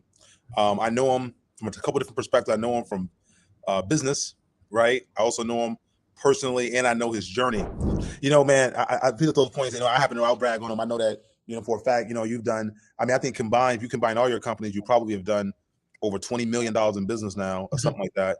And it's really a testimony. And look, he did all this by the time he was 30. And I just want folks to gather in this room with 1 million black men that every journey is different and all the nuances, but you will start to see here trends that are the same, right? When he got the opportunity, he went to work, he grinded before he got, and then he took some time to observe. And people think, I tell people all the time, it's gonna cost you, okay? It's always going to cost you something. It will. Man, I don't want to spend money on that. I don't want to. Okay, so if you don't want to spend the 10,000, let me just say this: if you want to spend the 2,000 or 20,000, if you don't want to spend the money, you're going to spend it because you're going to spend it making the mistakes. Yeah, you feel me? Absolutely. It's part of the game. And if you think that you can shortcut that, you either got a rich daddy, and then he paying for it, right? Or you're going to make it through mistakes that you don't have to make, right? Absolutely. And I felt that for 1 million black men, and for those, especially for those who need inspiration, and or if you're 40 and under, right, and you're trying to think about, or especially if you're 22, 25, whatever that age is, like that, but also brothers who are even more mature, 50, 60, 70, like this guy coming forward right now is going to be very inspirational, but also very technical as well. And so I want to introduce everyone to, I feel like I call my little brother, what I'm saying, but his expectation is that in quite a few years, he should be passing me up. So, Mr. Sino Carson, welcome, sir. Welcome. How are you? Yeah, I appreciate it. I'm great, man. Thank you for having me. I really appreciate it. Thank you. Yeah. So, look, Sino, without any further ado, I want to just go into a little bit of your background. Give the audience 5 minutes of kind of the story. When I say the story, as a black man coming up, for yourself in the Western markets in America and in the diaspora, tell them, the struggle, but also the victory. Give them your story. Man, just like most of us, I come from a single mother household, no father. It was a struggle growing up, honestly. My mom had 3 kids, working 60, 70 hours a week to put food on the table. I want to say we grew up poor, but we weren't part of the halves, right? And there's no father figure in the house. You tend to kind of deviate from the plan, and I got started getting in a lot of trouble and stuff like that. But by the grace of God, I had an opportunity to actually be accepted into college, and that was an interesting experience unto itself because you're going into college and you're not really prepared for what the expectation is, right? And I went to business school, so I get into business school and I'm trying to figure this thing out because I understand that business makes the world go around, right? And I'm struggling. The truth of the matter is, you in classes with the other counterparts, the Caucasian counterparts, and they got a step ahead of you. So I spent a lot of time in the library, just kind of reading as much as I can, trying to understand the world of money and just how business works. Unfortunately, I didn't have the money to stay in school, so I had to resort to, Hey, this is a safe space. I want to say, especially for brothers, if we got brothers watching, man, that hey, they've been through it, they've been in it. So let's talk about it, right? Yeah, so look, straight up, it's a safe space. So let's talk about it. What happened? My freshman year, I get to school, you know what I'm saying, and I don't got the money to be there, and nobody at home got the money to be there. So I resorted to what I knew best, hustling. So I started, moving work at school, just trying to stay there because, going home wasn't an option for me. And I kind of looked at, my grandparents and what they had accomplished, and I realized that the second generation behind them kind of failed. And I realized it was my responsibility to kind of, pick up the slack for them 2 generations that was lost. I just want to interrupt real quick, everyone listening, right? We talk about, wealth creation for 7 generations, right? And you said some key, I just want to point it out, about how your grandparents has set a certain precedent to do certain things, but somehow it did not transpose, right, to the next generation. Yeah. Why do you think that is? What was the part of that what broke that? Is you think what broke that? What I realized in this game is strong men and women breed weaker kids. And I think my grandparents, I know for a fact my grandparents had it really rough, and they wanted my mother and my auntie and my uncle them to have the things that they didn't have, but it was at a cost. And they worked a lot. But again, what I realized in this game is, again, strong men and women breed weaker kids. Like, I'm a builder. My kids, they probably not gonna be builders, right? And I think that's what a disconnect kind of was. Well, I think that is the case a lot. But one thing we're doing, even in 1 Million Black Men, we're saying, look, at a very early age, starting at 8 years old, right? Start taking your kids to the bank with you. Right. Get them a bank account. Right. Every summer they should have their own hustle. Whether it's lemonade, it's candy, or whatever the case is, they need to start to understand the value of a dollar. It does not do your kids any justice for you to work as hard as you do and do those things, and then not pass down that work ethic and that value of a dollar. But I want you to keep going. Just wanted to make that point. But thanks for sharing that. So now you're in college, you're moving weight, you're doing obviously stuff you don't really supposed to be doing. And what happens? Go ahead. Nothing, man. I'm like super paranoid because my uncle, man, he ended up, getting incarcerated, and it hurt my grandmother, and she sacrificed a lot for me, and I don't know, man, just the thought of like me getting caught up and putting her in a situation that's making her feel away, it made me paranoid. But it ended up working out. I eventually did graduate from school, and I went into corporate America, but that was a struggle unto itself. And why? What was that struggle? Well, here's the thing, like, I'm a Black man in America, and we kind of taught to kind of stay away from the other side, right? And, you kind of assimilate to what you know. So being that way, man, corporate America is ran by white America, and you got to learn how to communicate. Again, so people, corporate America is ran by white America, but in order to be able to strive in that type of environment, you got to know how they move and how to talk to them. And there's a big disconnect there, right? Like, the moment you are passionate about a project or you're passionate about something, you instantly get the angry Black man title. And once you get that stigma, you might as well hang it up. It's time to find another job. And I struggle with that. And, the higher you get up in corporations, there are not a lot of Black men that's willing to mentor you per se. And I used to get so upset with that because I'm like, man, these brothers, like, why do they want to help me? But what I realized it's not that they don't want to help you. The thing is, they work so hard playing the game that they're not willing to take a risk on somebody that might tarnish their reputation or might be a waste of time. So I struggled, man. I struggled real bad. I would, constantly get into it with managers. I'm actually ended up getting fired from a job because I couldn't communicate. And it hurt me, man. I went. So funny story, man. I was making about 60, 70 when my second corporate job, and I ended up getting fired, man. And for the first time in my entire career, I lost everything. So I had to kind of live out my car and jumping in between showers and stuff, and had to get back on my feet. But it was a humbling experience. It really was. So after that, I ended up, again, getting back on my feet, getting back into corporate America, but I was still struggling. Because again, like, deep down inside, I knew, like, it's messed up. And I don't want to be arrogant when I say this, but sometimes you are more intelligent or you have more knowledge than your boss or your supervisors, right? Yep. And the thing is, when you're constantly being overlooked, because again, it's not about how smart you are in corporate America. It's about who likes who. And if you don't play the game, teach them the game. I mean, I know a lot of brothers, even now, if you're listening, go into the chat, right? If he's saying it right, put a 1 in the chat. Put a 1 in the chat. Just put a 1 in the chat and say, yo, hey, 1, baby, you right. Hey, it's true. It ain't about that. It's about corporate is a game of, it's like cafeteria politics, high school politics, right? And even the fact that you were talking about, even a Black man who was senior, like, for him to take the risk, it had to be real good, because now he's a Black man helping another Black man within a white institution. There could be challenges, but I love this. Thank you. You're helping a lot of people right now, who are kind of in that seat, and you sitting in corporate America right now, and you're making decent money, right? But you're trying to understand the game. You're trying to figure out how to move. And I mean, your stories are great, right? Some of the nuances, like, oh, you got the I'm an angry Black man thing, and then I got to move this way. So keep going, man. This is real good. Again, man, it's you gotta play the game, and I'm not a guy to play the game. I ain't never been the guy to play the game. Like, you like me or you don't like me. And that kind of was the situation. And it was the last corporate stint for me, man. I was working for, and man, I literally be sitting on the 14th floor and I'm looking out the window like, man, I want to jump out of here. I was miserable. Like, you know, I'm in a cubicle. I'm in here playing these stupid games, you know, and you just kind of overlook. And wait, I want you to overlook something. So hold on.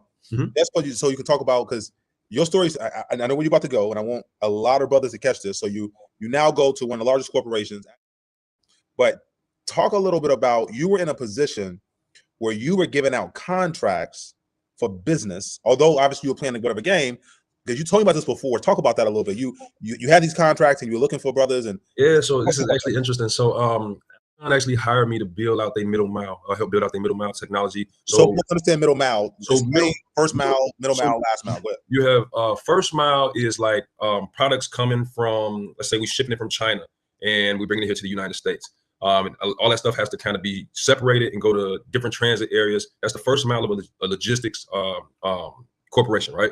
Yep. The middle mile is after that stuff gets separated, you put it on the truck, an 18-wheeler, and you taking it to sorting centers and different things of that nature to get them to the distribution centers, right? The last mile and is when the product goes from the particular company, in this case, to directly to the consumer. Right. So first mile is, so everyone knows, is the maritime, right? From the manufacturer to the distribution center. Correct. Middle mile is distribution center to distribution center, right? And last mile is distribution center to the customer. Correct. Continue. So ends up hiring me, and the goal was essentially they had basically outsourced their contracts to the big trucking companies, JBL, Snyder, any of those guys that you see kind of going down the road. And what would happen was these guys were supposed to take the product in middle mile and move it to these different distribution centers.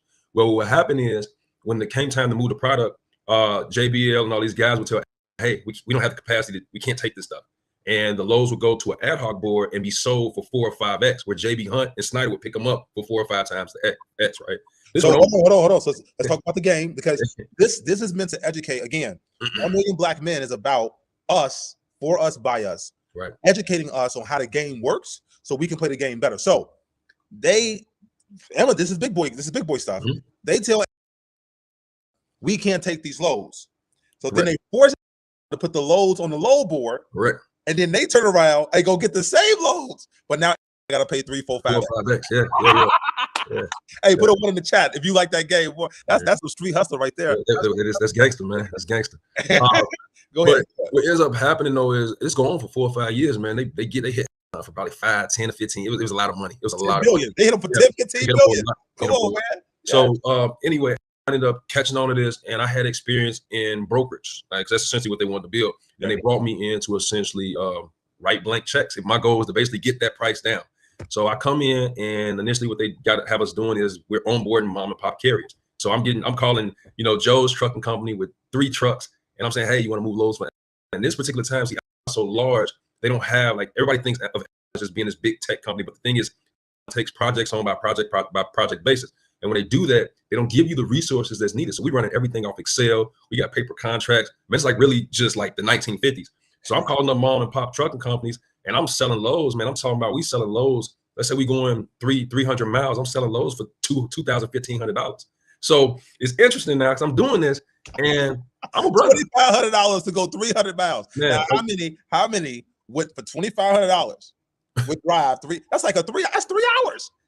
That's like 2.5, 3 hours. Days worth of work, man. I'm the one $500 going one way, right? So I'm cutting the checks. There's no checks and balances. I'm the one that's making an executive decision on what we finna sell these loads. So, so I'm like, man, maybe I can start putting some brothers on, right? So I go out, man. I'm trying to get some brothers. Like, hey, man, let me put you on. Let me help you out, man. I can't find a brother in sight that want to do business with me. Like, I couldn't find one. And it's crazy, right? So some of these trucking companies that I signed, it was 3 trucks, man. When this was all said and done, they had built they trucking company 20 and 30 trucks off back by the time this had been, done. Hey, this point is important, and I don't mean to let you talk, but this is why we have 1 Million Black Men, because there's a lot of guys who are sitting in, let's say, corporate seats, right? As Black men, right? They get an opportunity like what you're talking about, and they can't find us, right? And so we want to help be a little depository of opportunities so that, like, we can be found. But that's huge. Here you are giving away millions of dollars, right? But literally, you, even as a Black man, you could find other Black men to put their pockets and help them scale their business. It was like, I don't know if they were scared or they didn't trust me, whatever the case was, man, I couldn't do it. And I was trying. Like I would go out in Chicago actively trying to find black dudes who own trucks and saying, yo, I'm cutting the checks. I got you. Couldn't find it. I couldn't find it, man.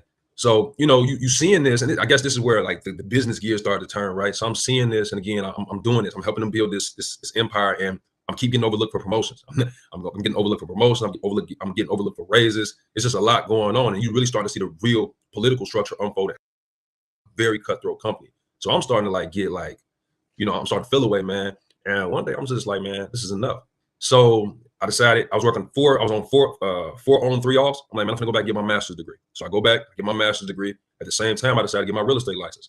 At the same time, I started a lawn care business and then I went and decided to get my property management license. So I'm working for, I decided to get my real estate license. In addition to that, I get my property management license and I started a lawn care company, all simultaneously working 4 on 3 off. Hey, I love this. So, you were single at the time, right? Oh yeah, absolutely. Hey. Yo, that hustle right there, man. It's like you getting up and going to work at 5 in the morning. I'm not making it home sometimes to 11 or 12, and then I got homework to do. You know what I'm saying? So this is going on for a year. I finished my master's program in a year. And I love it, man. I ended up finished the program at the year mark like I was supposed to.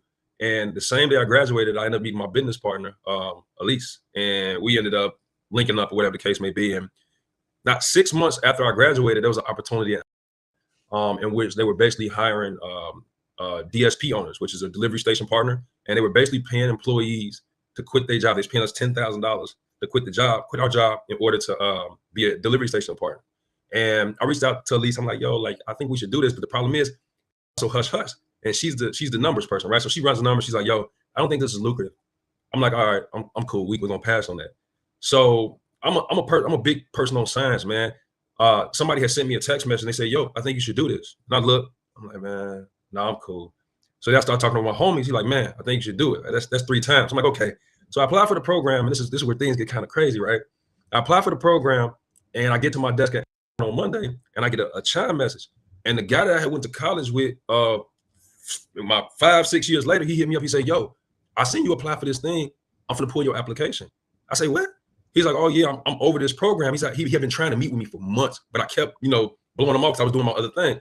So he's like, yeah, I'm gonna pull your program, like your application. And I'm like, no, man, I'm cool on that, bro. Like the numbers ain't right. He said, look, man, I can't tell you this, but I suggest that you strongly reconsider. I'm like, all right, man. So I end up going through with it or whatever. Within 2 months of me putting out the application, I was in Vegas interviewing to be a DSP. Within 3 months, I quit my job. Well, I had slated to quit my job to actually join the DSP program. So it gets interesting. So has it set up where, you know, you sign your signing bonuses or whatever, you get restricted stock. So I was reaching my 3-year mark. So literally, I planned it to the T where October 15th was the day that I reached my 3-year anniversary. As soon as I hit October 15th, I was going to quit and go join the DSP. So one of my old coworkers went to the client compliance team for DSP and found out that I was leaving. He told, so they wouldn't give me the restricted stock. So I had to quit early. So hold on. I want everyone to stop. A couple things I just want to point out, Arsenio, right? So first off, luckily you had another brother that helped you see something that you didn't see. Yeah, man. That old saying is not what you know, is who you know. That's the first time I ever seen that come to fruition. We all stand on the shoulders, right, of other men. That's why we need each other, right? We all stand on each other's shoulders. But the second part that you mentioned that's kind of crazy is understanding the game. Somebody, right, here you are about to make a move for success, and somebody else is a hater.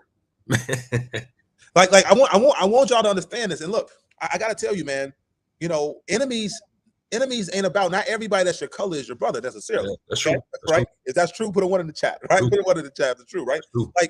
Like not everybody that's your color is your brother. That's number one. But also, you got to take people at face value, right? I had a guy tell me once, he said, look, David, he's like, you know, all over the world, you do business all over the world, don't matter. It's like you got good people and you got bad people. Treat them accordingly, all right? And so it was unfortunate that somebody saw, okay, you about to get a payout on your bonuses. Oh, but you about to go on and be successful? Man, let me knock that halo off your head real quick. Oh, it was cool though. It ended up being a blessing, right? So this is good. I gotta tell you how this plays out, man. Yeah. So I'm hot because you know I got 15,000 coming. You know, at the time, my stock was pretty hot. So when we get in the program, I was supposed to start in a brand new station. The guy that I went to college with that reached out to me initially to get me in the program, he said, "Yo, because I explained to him about me losing the RSUs. Yeah, you lost He say, yo, he says, they want you to move to an existing station. Now this is where understanding the game and understanding how systems work, right? I just helped build the department that I was in, and I seen the things that they were doing and how things move. So I tell them, okay, I'll move for $25,000. What? Come on, man. Teach, bro. Teach. Nah, so I tell them, I say, I go. For How did you know to do that? How did you know to ask for that? How did you know? So again, one thing I've been blessed with is just the most successful people are the people that understand systems. I worked and built a system. When I started, we made contract mom and pop trucking companies sign non-disclosure agreements. Generally, when I have you sign non-disclosure agreements, they're not paying attention to the money. They're too big. They don't start paying attention to the money until that particular department gets big, right? So, and I had seen like the leverage inside people where that type of stuff happened. So when I went to him, I was like, yo, like I'll go for $25,000. And plus I had explained to him already what had happened to the RSUs. He said, bro, I got you. Just like that. So ends up paying me $25,000 to start my first business. Oh, let's stop. Everybody hit the link. Yo, put a thumbs up. Put a heart. I don't know. We brothers, I don't know, put a heart. Put a thumbs up. You know what I'm saying? Put an exclamation point in the chat. Because that was just a dope. That was what that's a black boss move right there. You know what I'm saying? Like the fact that you went in, understood the system, and then wasn't afraid to take the opportunity and leverage the system. And one thing, man, we got to do at this point, right? Period, is that we got to understand the game we playing, and we got to play it, right? Absolutely. And not be afraid to use our leverage while we're playing it. It's time out for that. You know, like acting fear, acting scared. You say something very key, DA, and I oftentimes say this, like, I don't care if you selling drugs. I don't care if you know what I'm saying, you in corporate America, you the garbage man, whatever the case you may be. Even in life, we all players in the game, and you got to understand the rules of engagement in that game, and you got to understand the players in the game. And a lot of people don't want to participate in the game, but they fail to realize they in the game. That's right. So, you know, that's right. You in this game, whether you want to participate. Whether you want to be in the game and not be in the game, you in the game. So, you know, that's very key that you say that. So yeah, the brother ended up, he ended up executing. And the beautiful thing about it was I got to go back to the original station that I was supposed to go to, which was a brand new station. So I basically got paid to do nothing. All right, let's go into real quick. So you finally get, now mind you, you got in the program contract, right? You get it, but they don't hand you nothing. So real quick, talk about your first couple months kind of in business and what you saw around you, people failing, everything that happened, and how you figured it out in order to get to your first meal. Go ahead. So yeah, the thing is, man, I'm gonna be honest, I didn't know nothing about nothing. I didn't know anything about the delivery station part, whatever the case may be. So I get on a plane, they just kind of give me a book and you're trying to figure it out. So what I did was I went to another station that was getting ready to shut down, and I just sat in there for a few days. And what I found out was a lot of the companies in there was losing their contracts. So what I did while I was in that station was I sat there with one of the companies that was losing the delivery station partnership contract. And I just asked one of the guys a bunch of questions, and I said, man, you got drivers? He's like, yeah, I got a bunch of drivers. So we sat there, we chopped it up, and I started recruiting drivers. And when I sat there, I started seeing like everybody had their people in the warehouse. And I'm thinking, like, why you got them in the warehouse? You know what I'm saying? Like, this is an outside job. So in that point, I'm crafting like how my system is going to be set up. So I ended up recruiting a bunch of drivers from the station before they closed, and I paid them a little bit more money, and I took them over to the new station. And it just kind of went from there, man. Like, and it's crazy when I got in there, man. I'm literally at this point, I'm like 20, I'm 30, 29, 30. And I'm young and I'm black. And I get in the station, man, and it ain't nothing but white folks up in there. Like, they didn't want to deal with me. They didn't want to talk to me. They didn't want to help me. So I take all my stuff and I go to the corner. I'm like, you know, I got a chip on my shoulder. I'm like, okay, all right, cool. No, don't trip. And man, when I say I was in there for 60 days straight. I'm talking about I'm up at 6 in the morning. I'm leaving at 9 o'clock at night. And the reason why I'm doing this is because I'm a firm believer. First and foremost, I'm young, right? Yep. So, you know, you want to get people to respect you when you're young. You got to lead from the front. So, and in addition to that, I need to be able to come on. Hold on, wait. We got to stop right there. It's a couple things you said. We got to stop. First off, for the brother, hey, if you listen and you under 35 and under, right? If you put a quick 1 in the chat, you 35 and under, real quick. I know it's thousands of y'all. Put a 1 in the chat. Okay. Listen to what this brother's saying. Okay. Everybody talk about getting a bag, this whole social media stuff, everybody faking, blah, blah, blah, blah. Let me tell you something. At the end of the day, if you want to lead, especially when you're young, you got to lead from the front, right? You got to prove and show that, man, you're willing to get it no matter what. You're willing to get out there, hustle, do it, and you lead from the front, period. The other thing I saw you said, you sat back and you watched. You learned from other people's mistakes when you got in there. You know, we're going to be doing this. We got this 10-week program, and part of it is to help people understand what they're getting into and making the right moves. You invested time, energy, money before you went into it to make the right moves. Like there's some mistakes. I tell people all the time. There's some mistakes you don't have to make. No, absolutely right, man. You 100%. Like every people often ask me how I became so successful, and the truth of the matter is, I found mentors. Mentors cut your learning time in half. And without see, I made a comment earlier about older black men not messing with young black men. That's not true. What it is when an older black man see you on your stuff, you're not asking them for nothing, or they'll give you the helping hand, and they're gonna say, "Yo, young brother, watch that hole right there." And all you gotta do is watch the hole right there, because 10 times out of 10 they done fell in the hole before. So that's been essential to my success, is just finding subject matter experts and whatever it is I'm trying to do, latching on to them and getting the game. And then the other thing is, man, I'm the type of brother, I pay it back. Like, see, we so greedy. We greedy people. You know what I'm saying? Like, I got like I never forget, man. I met a guy, and he put me on. I got a $10,000 consulting contract. He just put it together. Man, I went back to him. And I gave him 10% of the 10,000.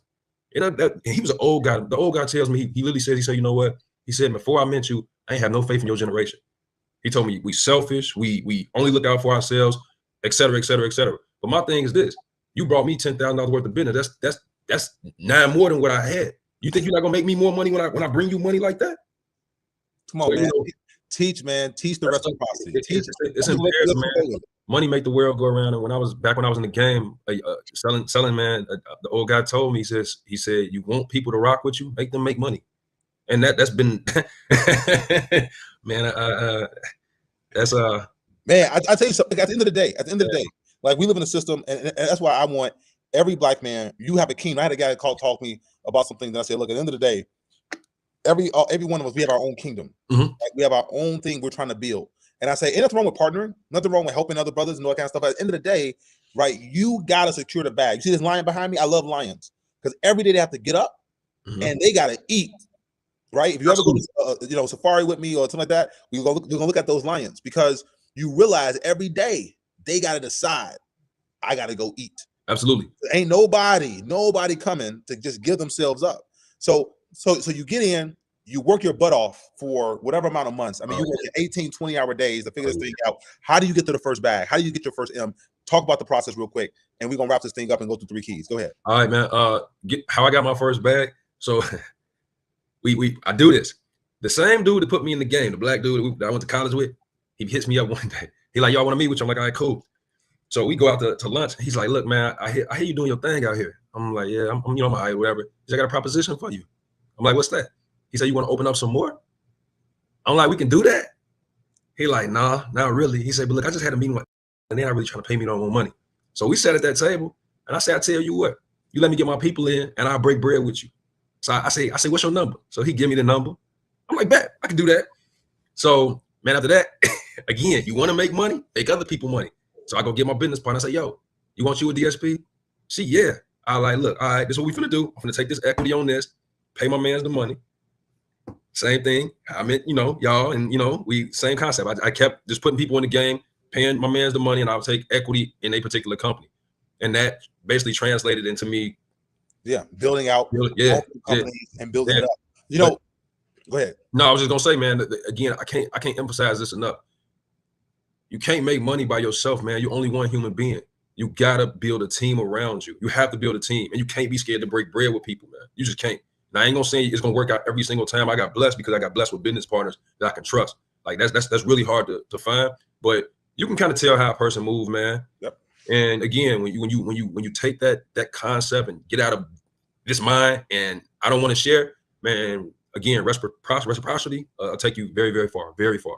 So, man, like I want, before we chop this up, give us, if you're talking, right? Because look, there's black men right now listening, and some people are going, man, that's kind of cool. Like, man, he was inside this company, and this company thing happened. I tell people all the time, I say, look, there's $1 million opportunity that hits your way every 3 to 5 years. Mm-hmm. There's probably $1 billion opportunity that hits your way every 10 to 15 years, right? Mm-hmm. So they may be thinking, man, that worked out for him. That's great, whatever. But can you give, for the brother listening who's like trying to go, man, I'm trying to figure out what to do. I'm trying to figure out the steps. I'm trying to figure out some nuances. What would you say to that brother who's like, man, bro, I've been at this company, I've been doing this, or I've been whatever. Like his mind, he's struggling. He's trying to figure it out. He joined this because he's looking for a special nugget today, right? To take home a nugget. What would that nugget be? I got a couple. I'll give you 3. How does that sound? Go ahead. Let's go. All right. The first one is mentorship. Don't be afraid to find a mentor. Like I said, that cut your learning time down in half. The second thing is preparation, right? So I got in these positions and I was successful, not because, I mean, yeah, I was given an opportunity, but I had prepared for this all my 20s. Like I've been a student of the game. When I say a student, like while everybody else was out partying, I was reading the books, getting called a nerd. You know what I'm saying? I was in college, you know what I'm saying? I was working, I was learning skills. Everything that has allowed me to be successful has been a direct result of a skill that I picked up while I was in corporate America. And you gotta, where's your value add, man? Like everybody put me on. What do you do? I can't just put you on. Like, what do you do? Are you a subject matter expert in operations? Are you a subject matter expert in finance? What is your skill set? What do you bring to the table? And whatever it is that you don't lack, you find counterparts that can help mold the rest of the team. But you have to have some skill. You can't just be saying, put me on. What do you do? That's right. What's your value add to the overall part of the team? But it costs. That's just part of the way the universe works. It's going to cost you one way or the other. But man, Arsenio, man, I love this. Thank you so much for coming in, sharing your journey, your story as a Black man.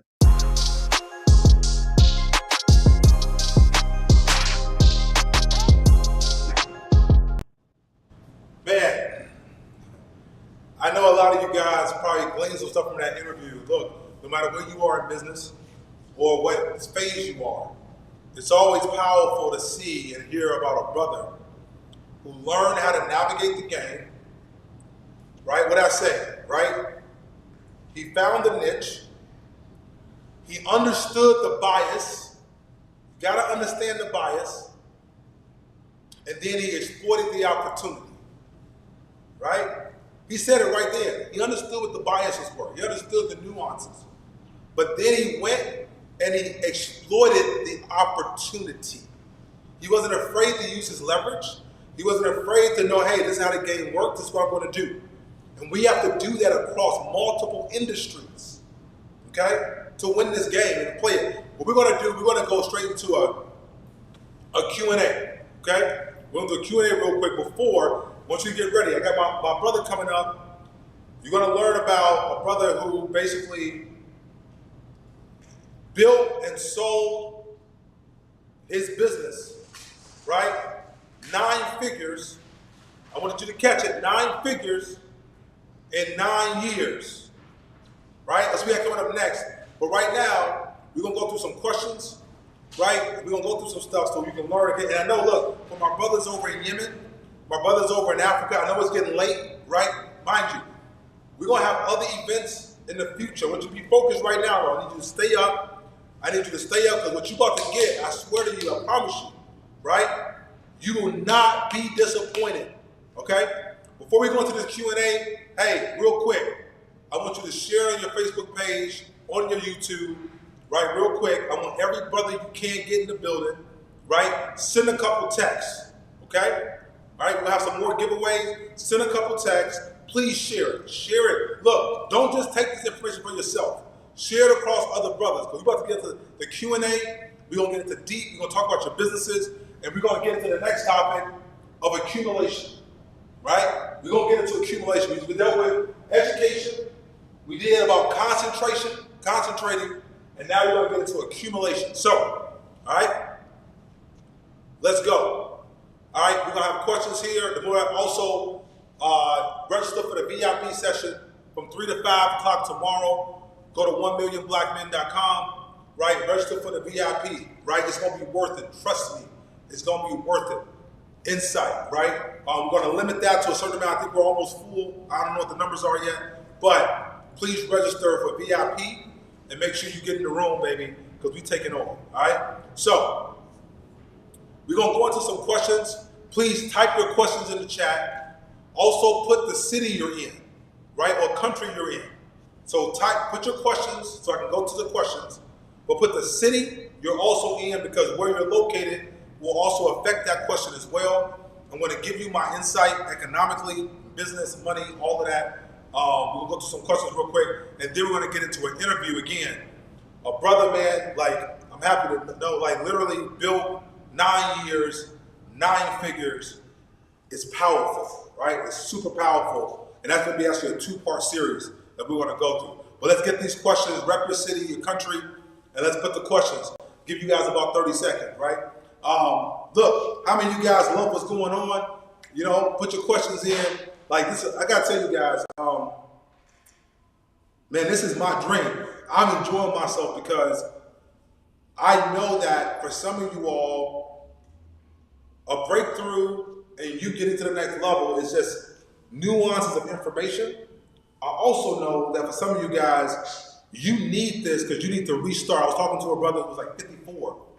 And he had done well in his life, had a decent career, everything else, but he was just stuck.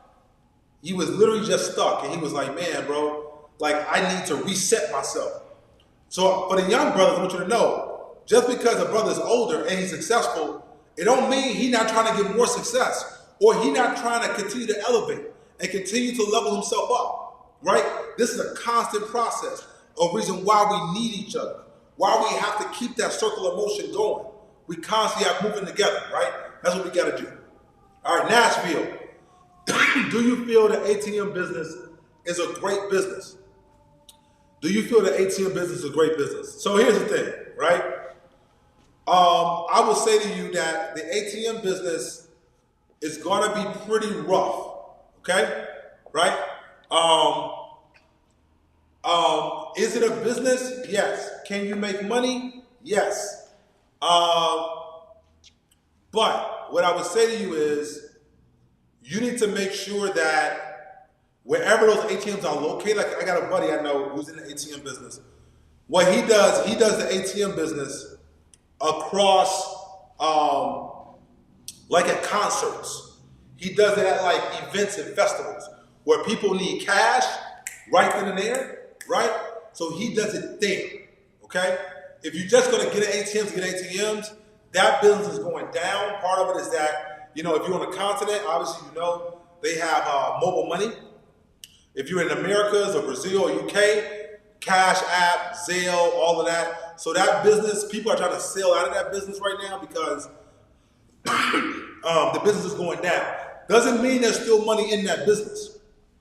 It just means that now in the digital economy, it's not as great as it was, especially in America and even in Africa. I mean, mobile money, as my brothers on the continent know, mobile money is everything, right? I mean, you get your cell phone, you change money like it's nothing, you know what I'm saying? So I would say to you, if you're starting out, I probably wouldn't go for that business per se.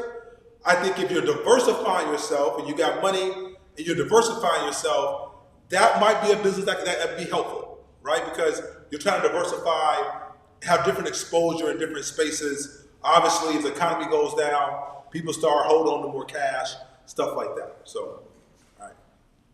All right, somebody said, how can I get into the logistics business and make a lot in Africa?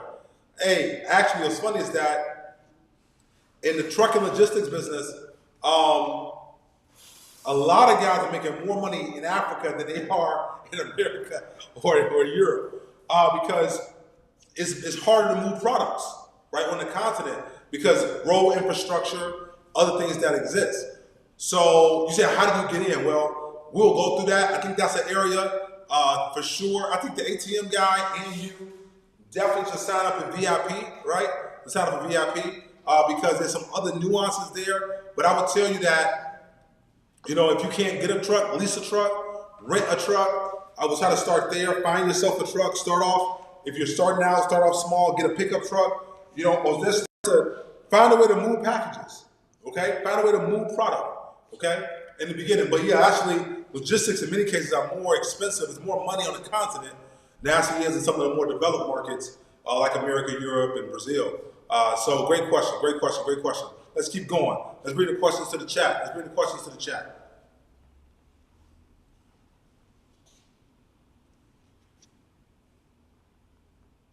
All right, I got a question in Houston, Texas. I noticed real estate was not included in your industry to get into. Why? All right, so here it is. Let me say this real quick. I like real estate. I like it a lot, okay? Real estate, just so you know, I think is deserving of the space, okay? Here's the thing with real estate, right?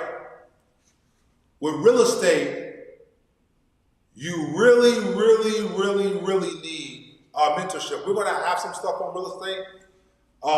Real estate is a great game. I did have construction on there. So obviously, construction is real estate. The thing with real estate is, when I'm talking about getting to millions in 3 to 5 years, right? Real estate is a game of, yes, you can technically flip a house, develop. But if you're in real estate, you know how long it takes to learn how to develop from the ground up. Also, flipping properties, it looks sexy on TV and all that kind of stuff, but there are a lot of nuances. So I say real estate is a great space, but a lot of times real estate is not cash today. It's not cash in a week or a month. It's you have to invest a lot, and after you invest a lot, now you gotta wait, you gotta sell it, and somehow get your return, right? So usually what happens is that brothers are in those other industries, right? And then they get into real estate after making money in construction, transportation, plumbing, stuff like that, right? And then or marketing, whatever the case is. And then they take that money, they start to do real estate on the side, or whatever job they have, they take their job money, start to do real estate on the side so they can learn. But real estate is not necessarily like a cash flow business immediately. I own real estate, all clear, okay? Right? All clear that I own just, for myself, 4 or 5 units, okay? But I want you to know that real estate is a game of long-term appreciation. The real money in real estate, like you don't just buy a house, get a renter, get a property management company, and checks just show up. That ain't how that go, okay? That's people, they can lie to you and do whatever. That ain't how that go. Real estate is a great game to be in. It's part of the wealth plan when we get into diversification. Real estate is part of the wealth plan, but I would not, and in this space, I'm not gonna say, hey, get into real estate and you're gonna make a bunch of money in 3 years. No, you get into real estate in a diversification space unless you're gonna do real estate full on, all on, that's what you're gonna do, and you already got the lending, you already got the lines of credit, you got a family member, somebody that's gonna help fund you, and they know the game, right? And they know how to make sure you make money. But great question, thank you. I'm from Jamaica, and I used to a certain condition of having money. How do I develop my money mindset and money blueprint? Man, I love this question, right? I'm gonna say to you, one, we're gonna have something, make sure you show up tomorrow. If you can, get into VIP today. So you have that till tomorrow, get into VIP. But look, I'm gonna tell you, man, you gotta start, first off, talk about mindset, you gotta start reading the right material. What's beautiful today is that you can get Audible, you can get Kindle, all of this stuff, get virtual books and all that, start reading. The mindset, I can really get into the mind. I wanted to get straight into content today, but man, everything starts with the mind. How you think, how you believe, how you perceive, it's all the mind. So it's a great question, brother, but I want to tell you this, stay connected to 1 million black men. We're gonna have a lot of content, a lot of stuff for you, and you're gonna have to invest in yourself. All right, everybody listen, I want you to understand. You can't wait for nobody to do it for you. You're gonna have to invest in yourself at whatever level you're trying to move it, whatever level it is. All right? My brother in New Haven, Connecticut, I'm an older guy, 60, and a journalist.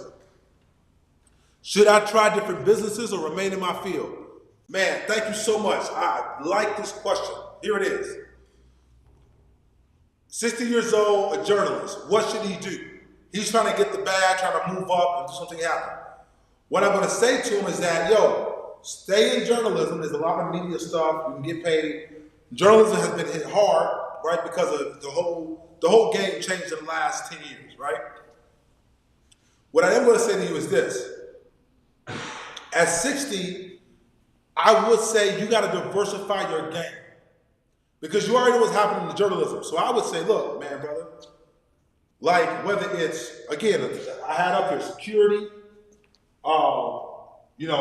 trucking stuff, maybe look at trading, look at other industries to go alongside. Because you're 60 years old, you're a journalist, you've been doing that for a minute, okay? So, hey, I'm with you. I'm with you 100% there, right? But you're gonna have to do other things to do that. Again, not to self-promote, but I'm telling you guys, you probably want to get into the VIP or look at the other stuff we're going to be offering, because we're going to be helping, especially brothers who are like 50 and up. Like what the brothers who are 50 and up, you've seen enough of life. So here's the beauty about being 50 and up. You've seen enough of life, so when I say certain things, you know it's true. For instance, $1 million opportunity happens every 3 to 5 years, right? Because you've seen the cycle. $1 billion opportunity happens every 10 to 15, because you've seen 2 or 3 of them, right? So when you're 50 and up, you know enough to know, okay, I need a certain level of structure, right? So I can get after it. The great thing about that stage in life is that you usually not playing at that point. You played enough. You lost enough money, right? You messed around enough. You like, yo, what is it, Dave? It's 5 years? It's 7 years? Let's go. You see what I'm saying? So there's a certain wisdom that comes with that age, right? That I want our young brothers to also get so that they can win as well, all right? All right. Got another question, right? Starting from the bottom, what would you be the best degrees or certifications to go after? Starting from the bottom. Man, that's a loaded question. What's the best degrees to go after? I mean, it's tough, right? Look, I talked about education. Look, here's the reality. Getting a degree is good. It is a confirmation. I have a degree. It is a confirmation that you have the ability to study for a certain amount of time and obtain content and information. And hopefully your university also has a good network. So hopefully that's true too, right? But what I would say to you with that is having a degree is not going to make you wealthy or make you rich. Let me just be straight. Unless you already have a rich mama or rich daddy, right? It's not going to get you to the bag, getting a degree. It can assist, right? It can assist, but not get you to the bag. So what I would say is that what areas to study, I'm going to tell you anything in like the core areas. I tell people this: you need to be able to read, write, do arithmetic. Read, write, do arithmetic, ideally in English. If you understand accounting, marketing, finance, okay? Accounting, marketing, finance, and obviously sales, then you can usually make money in business. Accounting, marketing, sales, and finance, those 4 building blocks, you can usually make money, right, and do pretty well. So I'm not going to tell you what degree to go into because I don't know your situation, but I will tell you that a degree is great, especially when you're going to get jobs, you're going to do certain things. In the money game, I'm not going to say degree is worthless. I'm not going to say that. What I'm going to say is that if you're trying to make money, a degree is not necessarily a path to money, right? A degree is showing your ability to learn, your ability to obtain information. You understand? All right, next question on here. I think we got a little bit more time before we go to the next interview. Let's make sure our team, let's send out that text to everybody, because this next interview is about to be fire. And then I'm going to come back also with accumulation. All right, so we're going to go through that, right? Man, I just want to know from everybody in the chat real quick. Man, bro, if you're enjoying this, man, give me a 1 in the chat, bro. Give me a 1 in the chat. If you're enjoying this, give me a 1 in the chat, right? All right, we number 1 on this joint. Let's go. We number 1. Give me a 1 in the chat if you're enjoying this, all right? So we got the next question, right? All right, what would you suggest? I'm trying to get this question right. Okay, what would you suggest to someone that have issues with obtaining employment because of a record? I cannot get my offense expunged until August. I've been surviving off of credit cards. Man, bro, hey, thank you man, that's a real question, man. Thank you, bro. Thank you for being vulnerable, right? For being vulnerable. Thank you so much. So, for brothers that got a record, again, this is mostly probably America driven. As you know, brothers in the other countries may not know, in America, we went through this thing called mass incarceration, where basically a bunch of brothers got arrested. Again, remember I told you we got over-sexualized and over-criminalized. Brothers got records for little stuff, stupid stuff, right? It's crazy because for a long time in America, marijuana, cannabis was illegal. So a whole bunch of brothers got arrested for cannabis, small amounts of cannabis, Then they legalized it. Hold on, just so everyone knows around the world. So a bunch of us went to jail for cannabis for years. Then they legalized it. Hold on, wait. And then all the white boys got rich off of it.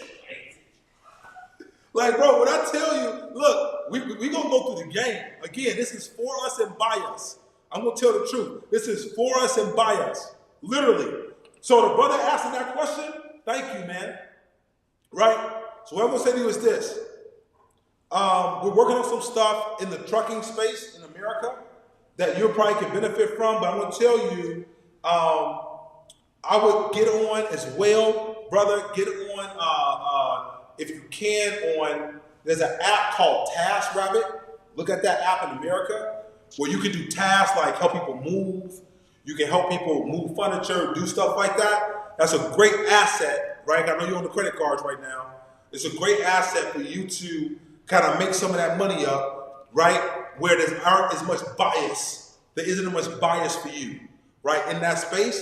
So I would say, look at that. Anything in it's a couple working apps. It's like apps where you get work, like real quick, stuff like that. I would also say to you, any space where, you see anything where you can move real quick. Again, it's a good question. I want to save the VIP. I know you're on credit cards, but I want to help you. So I will hope that that's very helpful. TaskRabbit, other working apps, and finding those spaces. Also, find events in your area. A lot of times when events are being thrown, they're looking for extra bodies at events and stuff like that, and they usually pay cash, right? Hey, I need somebody to do $150 a day, $100 a day, whatever the case is. That's another good space. All right. Chicago, purchasing gold and silver to add to my portfolio in the process of building wealth and purchasing stock, every item that I can purchase. I think that's a question. So should you purchase gold and silver? Right now, I would not say, look, if you know what you're doing, purchase gold and silver. Right now is a great time to sell gold, to sell silver, because they're at the highest levels that they've ever been. I myself am also buying gold, but I have somebody in my life who's been in gold for 40 years. So gold is a tough game. It's not a game you can just get into. Precious metals, you gotta know what you're doing. You can get scammed really easily, really quickly. A lot of scams in gold, a lot of scams in metal, okay? So you wanna be very careful with that space, okay? Very careful with that space. All right, is there any more questions? If not, we're gonna get to this chat and send out the text.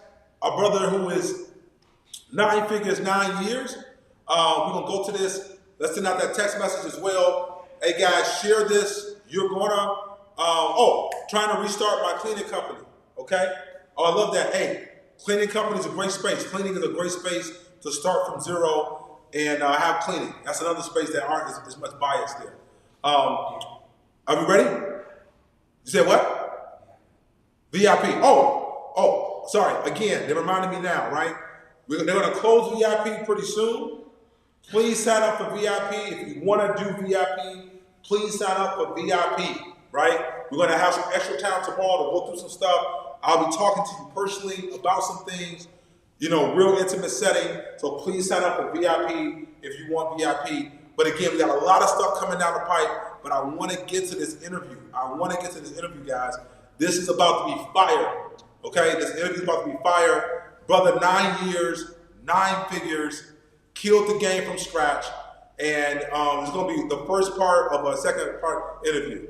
I see some other questions too. We're going to get to a whole lot of stuff, man. But are we ready? Are we ready? Are we ready? Are we ready?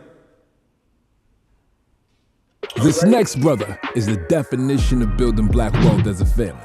Melvin Rodriguez is the co-founder and president of Mayel Organics. Founded in 2014 to help provide organic natural hair care options for texture hair. Since then, the brand has become one of the fastest growing natural hair companies in the industry, growing over 160% in sales in 2020 to hit $40 million in annual revenue. Their products now line the shelves of big brand stores like Sally Beauty, Target, Walmart, Walgreens, and CVS, with an established international footprint in the Americas, Africa, and Europe. And most recently, Melvin and his wife Monique finalized the reported 9-figure deal with Procter & Gamble. Brothers, please give a virtual welcome to Melvin Rodriguez as he shares the 3 keys to transforming your dreams into untouchable black wealth.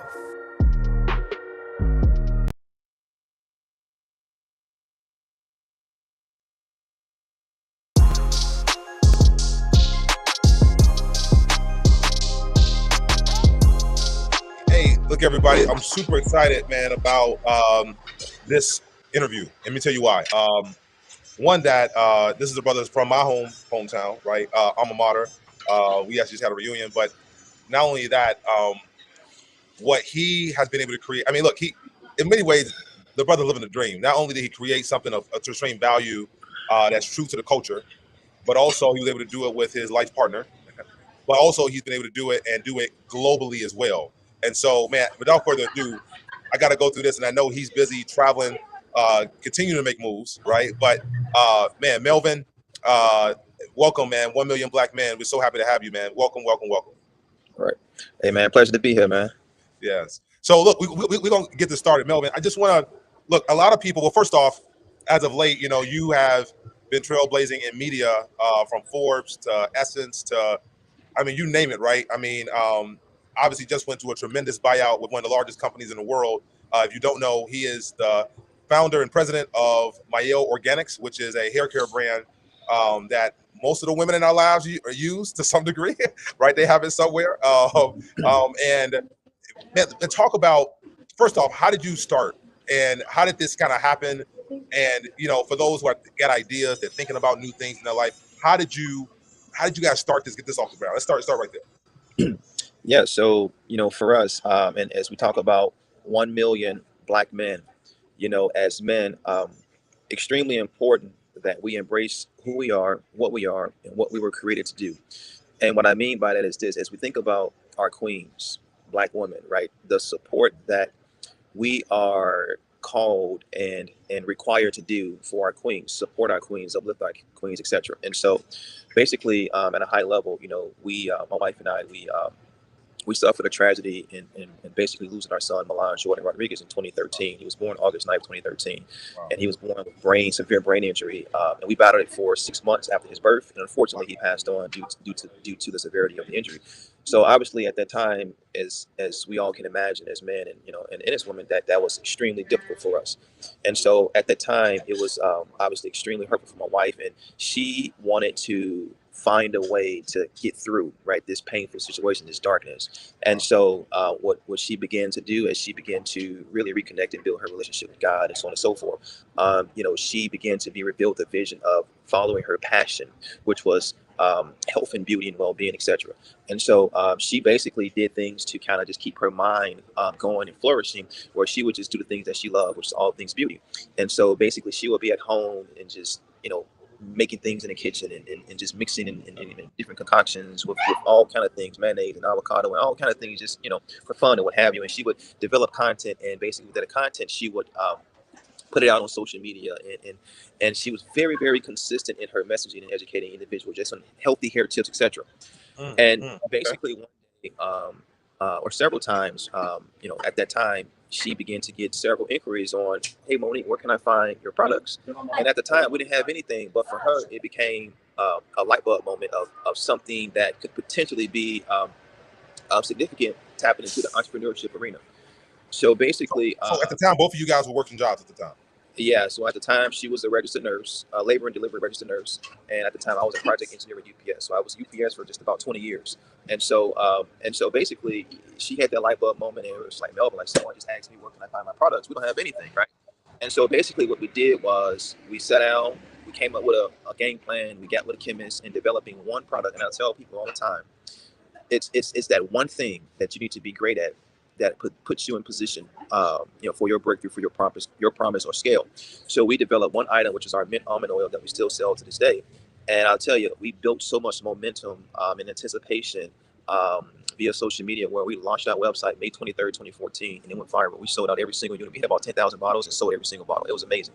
And so from that moment, we knew we were on to something. We quite didn't know what, but we worked it. You know, we started from home.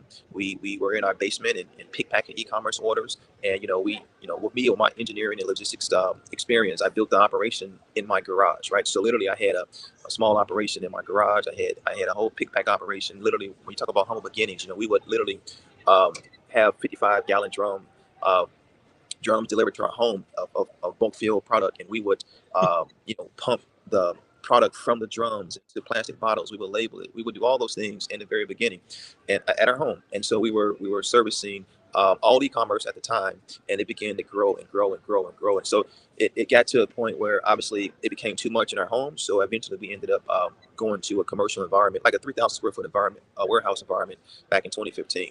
But just at a high level, that's how it started. And one of the things I'm big on is that when you really find and embrace who you are and your purpose, and really turning that passion into purpose and all those things, it allows you to really to hone in. And no matter what the circumstances are, the good, the bad, the ugly, like you're still locked in. You're still going to figure out a way because it's something that you're truly passionate about. And I tell people this all the time. You have to understand this as Black men. It is on us. It is on you. Without consistency, you will never finish. So do what you are passionate about. Very important. And my wife, she was passionate about this. Me, I am passionate about others and people and being able to serve and so and more importantly, supporting my wife, right? And so as I was supporting her, I began to find like, wow, and granted, I never in a million years would I would imagine I would be selling hair care products, right? But it's just amazing that I was able to find things and what we do that I'm passionate about, right? And that allowed us to really coexist together. So wait, I just want to recap. First off, if you love what Melvin is saying, I want you to put a 1 in the chat, right? Put a 1 in the chat if you love what he's saying, man. Like once. So first off, it's amazing where the idea came from. I mean, who would have thought, right? Here you are, engineer at a corporation, and your wife shows up, the woman in your life shows up with this kind of idea, and it takes off. But I think what's beautiful is that you said, hey, look, you had a certain skill set. You aligned yourself, and then you had operations, logistics, and all that side of it that made it go. Now talk about some of the, obviously, the humble beginners. Talk about 2 or 3 of the struggles, right, that you can remember that you all had, right, that were like critical moments as you were building your empire, right? Because one thing we're talking about is wealth creation for 7 generations and building an empire. And a lot of people think that that's just going to happen, right? But there's always foxes. There's always devils. There's always something that comes along. Talk about that for me. Yeah, I would say, to everyone, be mindful and careful for what you ask for, because for us, we ask and we wanted success, we wanted scale, and for us, we grew so fast, right? We were growing so fast, but we were not prepared for the scale and growth that we're experiencing. And what I mean by that is having the financial backing and support to support the scale, right? Because the more you grow, right, the more your needs become greater, right? Resources become greater, right? And so for us, not really forecasting and planning for what was to come, and I think it at some point it caught up to us from a profitability standpoint in terms of really managing the finances, right? So but I say this though, it's okay to go through it, and I call it growing pains, right? Sometimes it takes for you to go through it to learn to get to it, right? And so it's okay, but I think it's to learn and put that in the chat. Hey, go through it to learn to get to it. Go through it to learn to get to it. I love it. Let's go. No, absolutely, because I think it's important to really embrace those humble beginnings, because again, it prepares you for what's to come. But I think for us, we didn't come from seeing entrepreneurs growing up. We didn't come from business or being around business like-minded people. We learned this, and so for us, again, going back to the passion, being able to stick with it no matter what circumstances you went through. But we went through some things, right? I mean, in terms of really understanding, our books, P&Ls, and our balance sheets, and really appreciating and understanding the dynamics that it caught up with us, right? So, but I think that was one lesson, and also too, one of the things that was extremely important for us as a lesson learned as well was people, right? Having the right people that truly align to your goals, your mission, your values, right?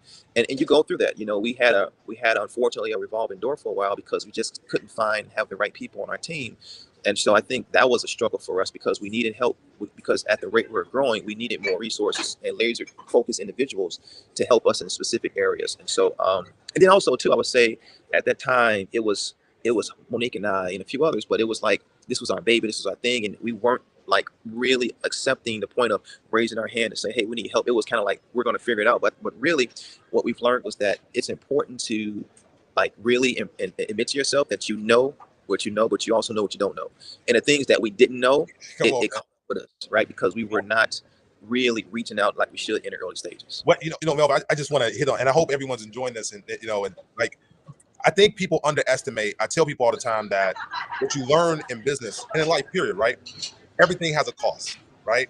And so either you're going to pay for it up front to learn what not to do and not have to go through that cost, or you're going to pay for it later in some form or fashion, but you're not going to skip the cost. You're not going to skip the learning curve, the investment, and stuff like that. Would you say that that is a true statement? Look, now, I mean, again, we'll get through the numbers in a minute here, but would you say that's a true statement? You saw that the things that you didn't go learn or go, ask for help for, whatever the case, you end up paying for it anyway. No, 100%. And I tell people all the time, like, sometimes what you don't know can come back to hunt you and hurt you. So I think it's important to, and it really goes back to this as men, as black men. We talk about the million black men here on this setting. One of the things I'm big on now is transparency and being vulnerable. For I believe as black men, our vulnerability shall become the path to our victory. Whoa, vulnerable. Hold on, man. You can't drop nuggets like that and just keep going. Hey, I need everybody. Vulnerability is the path for victory. Vulnerability is the path for victory. Absolutely. Because when I'm vulnerable, right? I'm able to really share where I am, right? My current position. Because right now, we as men, we may be in a feeling like a position of defeat. But for me, it's like, how do we turn that position of defeat to our victory? And the only way to get to victory, right? I believe we need to be vulnerable. We need to be transparent. We need to open up. We need to have conversations of where we are and getting help of how do we get there. They're very important. And for me, it's don't be afraid to fail. Don't be afraid to fail big. Dreaming big, but remembering that dreams without goals are just what? Dreams. And that's just what it is. You can't get no honest in that, transparent in that. And I think that's important to truly embrace that, because again, we just don't want to have a dream and just have a dream, but we don't execute upon those dreams. And what I've learned this philosophy that I live with today, and it's simply execution over excuses. It's that simple. Like I no longer live life of any excuses, right? If I get a no and I keep getting a no, I'm going to figure it out, because see now, Monique and I, our faith has strengthened. And so for us, it's no weapon formed.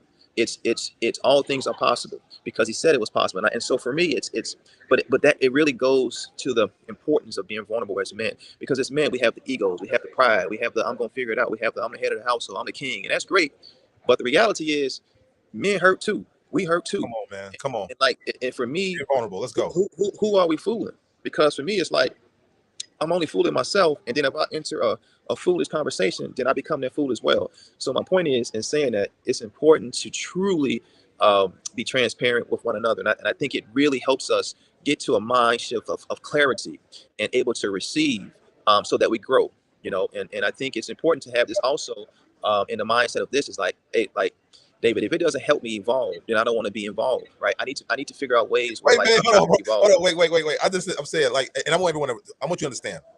My organics, and I was gonna go through this more. I'm gonna go through the investment they got, what they sold, how they sold the company. But you're listening to a man who, like, this did not happen overnight, right? You're listening to somebody who built it from the ground up in the trenches. He said he had totes coming to his house. Do you know how big a 55-gallon tote is?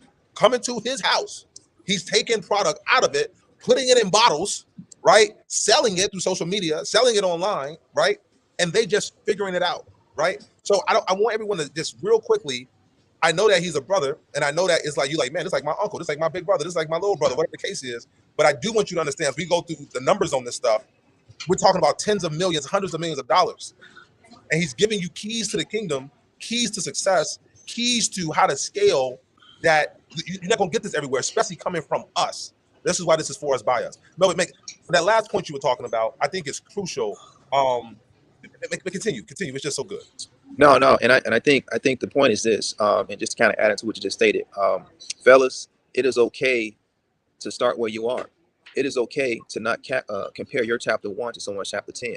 I would say it's really about again going to the things that you're passionate about and focusing in on those ideas and being consistent. I'll say this, many years ago, Monique and I obviously been together a long time, and we made a decision, and I'm gonna tell everyone that's watching this, making a decision. We made a decision to stop complaining about the life and circumstances we had, but we made a decision to work towards the life that we wanted.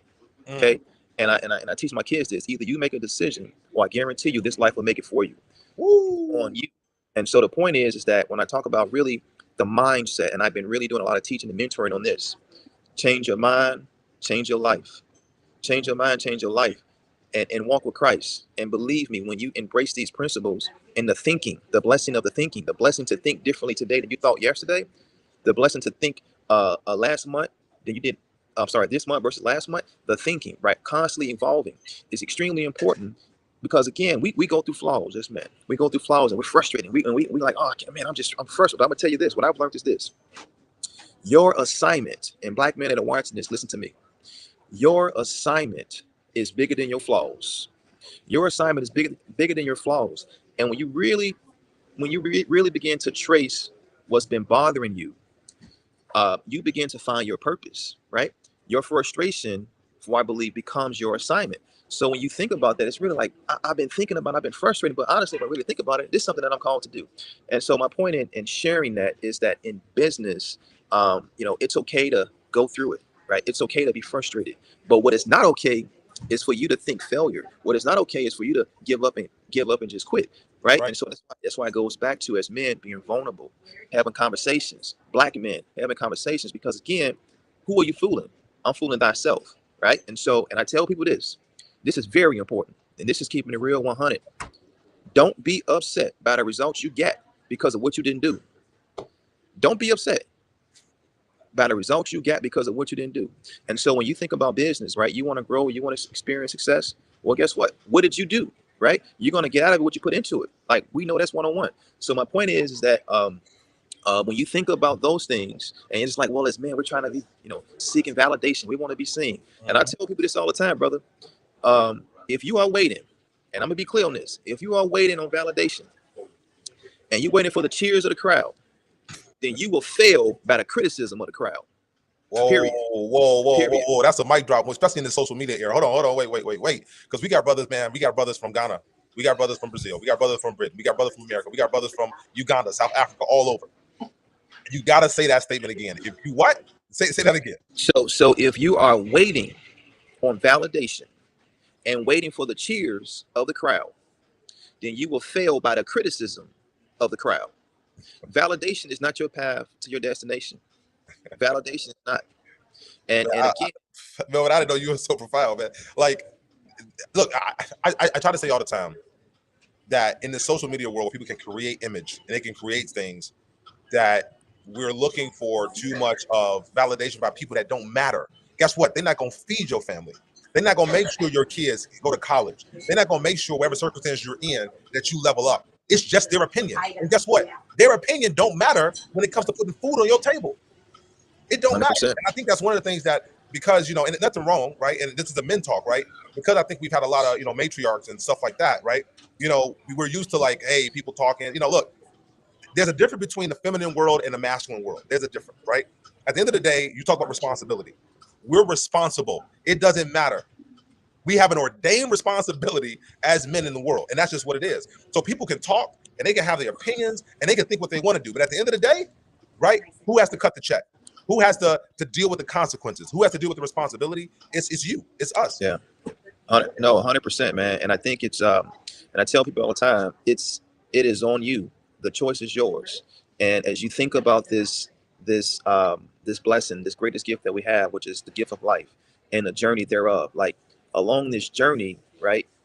What are you doing every single day to impact, to serve the underserved, to really truly embark as you think about your legacy, your life. And I think it's when you really begin to truly value your greatest gift, right? Thyself, the gift of life, your purpose, your calling, and really begin to be obedient for whatever that is that you're called to do in your life and all those things. I think you begin to really embrace a different perspective, and I understand this is that as we grown up, we all come from similar like situations such as poverty, and our families had of Across access the to diaspora, bro. Across the diaspora.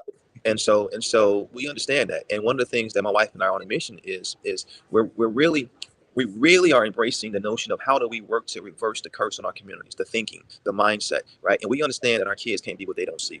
And as we talk about the 1 million Black men, we need to really embrace, again, transparency and vulnerability, and finding ways to where we can really break those chains and break that generational curse, right, amongst our communities. And it takes us as Black men to embrace that. It takes us to be vulnerable. It takes us to work together, build together, grow together, and lean in with each other so that we can create and allow our kids and our communities to have a better life, better circumstances than we had growing up.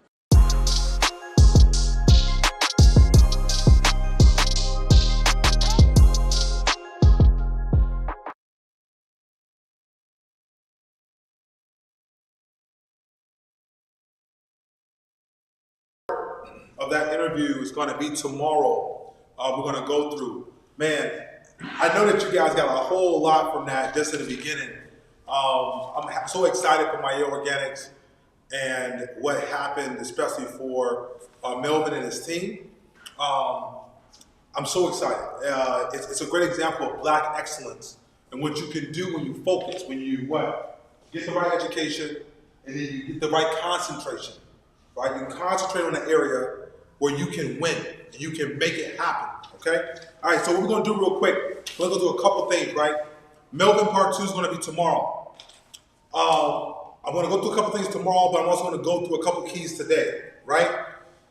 If you are looking to get to 100K plus, tomorrow we're going to go through steps exactly on getting to 100K, right? You also can go into VIP if you want to as well. If you're looking to go to 1 million, we're going to talk about business funding. 100K to 1 million, we're going to talk about business funding, right, tomorrow, and the keys to business funding, right? Investment, things like that, depending on where your business is. Then also, if you are in the investment category where, you've made some money, you got some extra cash, we're going to talk about investing, how to leverage, how to do things, right? There's some investments, tell you the things that I do. There's some investments I've made, I make 50%, right? I can take 100,000, flip it into 200. I can take 50,000, flip it into 100, right? There's different keys to investing we're gonna go through about investing and diversification as well as preservation. And then we're gonna break down, I gave you guys the industries earlier that are great industries to go into.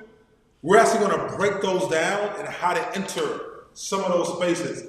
And we're gonna deal with, again, I'm gonna try to go globally, the continent, as well as us in Europe, in Americas, Brazil, Yemen. I know there's some brothers here from China. We're gonna try to go through that as well. But here it is, right? I wanna go through an accumulation principle that you need to understand that is called the J curve, okay? I'm gonna go through this. Now, real quick, what I wanna do is participation. We got some more giveaways to give real quick, more giveaways, right? I need you to tell me, okay? To tell me, right? We're gonna give away $50 for the first. Let's do the first 4 people on this. First 4 people, right? Give away $50 real quick. I want you to tell me what are the name of the explorers? The name of the explorers, right? Also, we'll go through this question, this giveaway real quick, okay? This is what you gotta do. Hold on, we're gonna do this. We're gonna do this giveaway for the first 5 people, right? Who answer the question and they share on their Facebook or YouTube or social media. You gotta share your Facebook and social media, right? And answer this question and you get 50. All right, you get 50 real quick, right? The first 5, okay? So ready? Go ahead and share now. Facebook, social media, go ahead and share it. And this question, you're gonna get it. What is the name of the African explorers? African explorers, okay?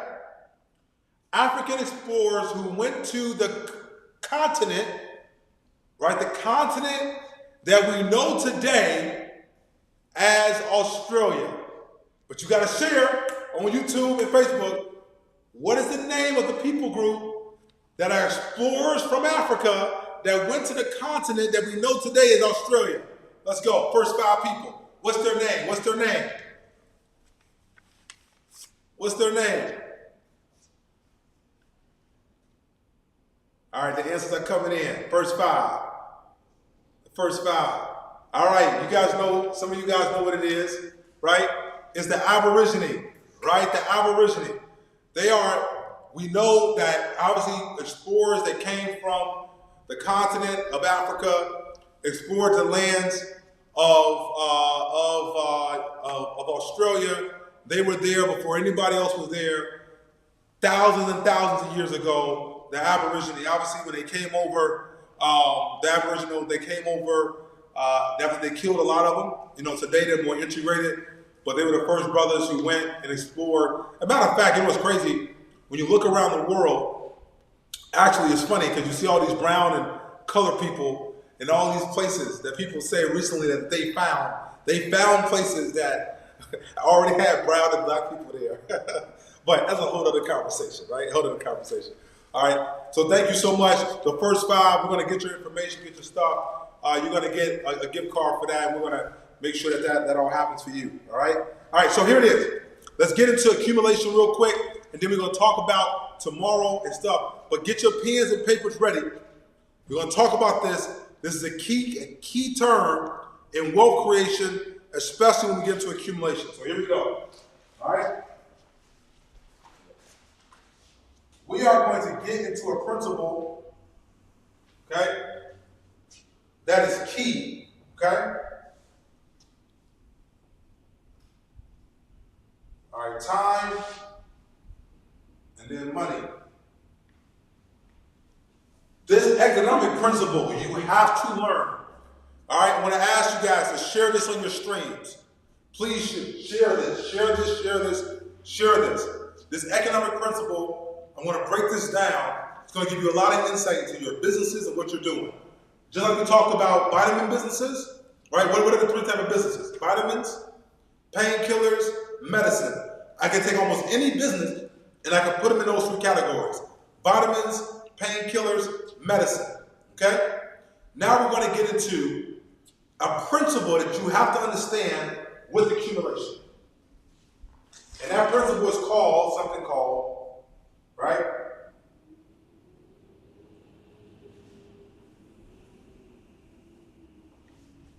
It's that curve. Make sure we zoom in and everyone can see this, okay? That is called the J curve. Let me know in the chat if you can see the board. If you can see the boards, everyone say I can see it. If you can see the board, say I can see it. Just want to make sure you can see it. All right? Okay? It's called the J curve, right? This J curve is used in a lot of economic places, especially when we talk about trade and trade deficit, export, import, export, but also as it applies to a lot of business. As you look at business and you assess business, you must understand the J curve in order to accelerate and also to make money, okay? What does the J curve represent? The curve represents the fact that in business, right, money, okay, you essentially many times have to go down, right, because there is investment, okay? Then you enter into something, right, where essentially the investment starts to pay off and you start to grow. And then you enter into something that you consider, right, more what we call like maturity, okay? But I'm gonna break this down so you can be keen in how you invest in businesses, okay? So you can be smarter in industries you go into. You can be smarter, and if you have a current business, what to invest into, how to do it, okay? You can be smarter at what you do, okay? So here it is. Let's talk about an industry like, example, let's talk about McDonald's, okay? McDonald's, right? McDonald's has been around for what, probably 60, 70, probably 70 years now? 60, 70 years, right? Tell me in the chat, right? Can you make the same amount of money owning a McDonald's as you would have made in 1975? Someone tell me in the chat, yes or no. If you think you'll make more money now in McDonald's than you would in 1975, I want you to put the word up, yes, up. If not, then put no down. no down. Yes, up, no down. Let's see what the answer come out as. Okay? All right? All right, I know we're getting a lot of no's in that space. All right, a lot of no's. Why is that? Somebody put in the chat, tell me why is that? We're going to go on a learning lesson. Why is it that you would make more money in 1975 if you believe that than you would make today? Why is that? Right? And just so you guys know, the answer to that is no, but it could be yes, and I'll go through why that yes is. I want to see some of the answers of why is that? Why do you think that is? All right, somebody said inflation, like that, inflation. Mark, they said inflation, right? Cost of goods, cost of services, right? There was less competition, thank you, William, in 1985 than now. Yes, less competition, right? Okay? Valuation was higher, it was newer, you can say that. So the reality is, thank you for all these great answers. Some of you guys are on point. If you are in markets where McDonald's already exists, like parts of Europe, parts of America, even parts of China, where McDonald's is there, right? You make less money because McDonald's has already gone through the J curve, right? Okay? This area is investment. This is growth. And this is maturity. Okay? In the 70s and 80s, right, McDonald's went through what we call a huge growth period in the 70s and 80s, right? Which means that there were less McDonald's, high demand, but there was less McDonald's to choose from. Also, there were less burger places to go to, period, okay? There were less burger places to go to, and McDonald's kind of had, not a monopoly, but they had a market of notoriety, and everyone went there, okay?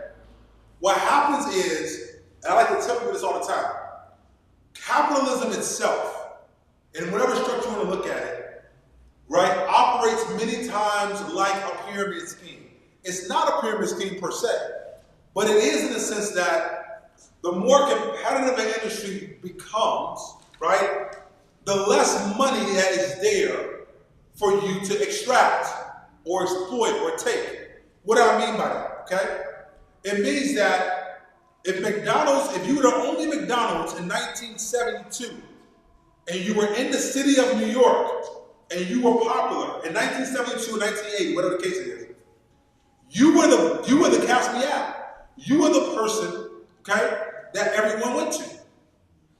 Versus today in America, man, McDonald's is everywhere. You got a lot to choose from, plus McWendy's, plus Burger King, plus a ton of other burger joints, right?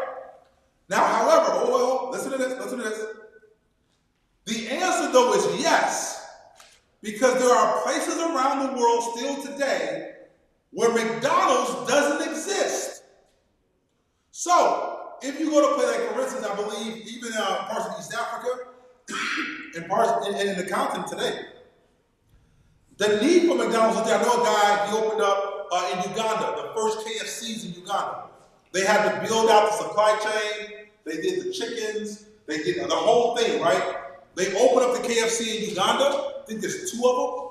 When I tell you those things are packed every day, and he is making a ton of money, right? Because they took something that was already recognized, right? It had already gone through, I consider, a growth curve, but it was not at, right, in their country, in their space. So one of the things I want you to look at, you can look at industries that you say, oh man, there's a lot of money there. There's a lot of opportunity there. Hold on, wait for this. But guess what? It may be saturated in one area, but it could be virgin in another area. So when you're looking at opportunities, I'm trying to teach you how to think, okay? If I can teach you how to think, if I can give you the right education, brother, you will never need or be in need for money a day again in your life, okay? So you can take an opportunity that exists in one area that doesn't exist somewhere else and literally duplicate it. The Chinese call this second mover advantage. And in the West, we say first mover advantage, right? But there is something called second mover advantage, meaning that the blueprint is already laid out for you. The blueprint is already laid out. All you gotta do is duplicate it and execute properly so that you can get the bag, right? Look, if that makes sense to you in the chat, I want you to say, hey, that makes sense, right? If that's a revelation for you, say revelation, right? If that makes sense, say it makes sense. If it's a revelation, say it's revelation. Let's see. Second mover advantage, right? The purpose of, I want to bring to you guys global perspective. I'll give you another example. About 8 years ago, I came back, I was coming back from the continent and also Europe. And I came in, I told my friends, I said, y'all, guess what? Yo, I heard this music's about to take over. I said, 8 years ago, I said, get ready. I even told brothers I knew who were executives in the music game. I said, man, y'all need to look at this. This is about to take over. Because I heard Afrobeat for the first time in like 2004, 2005.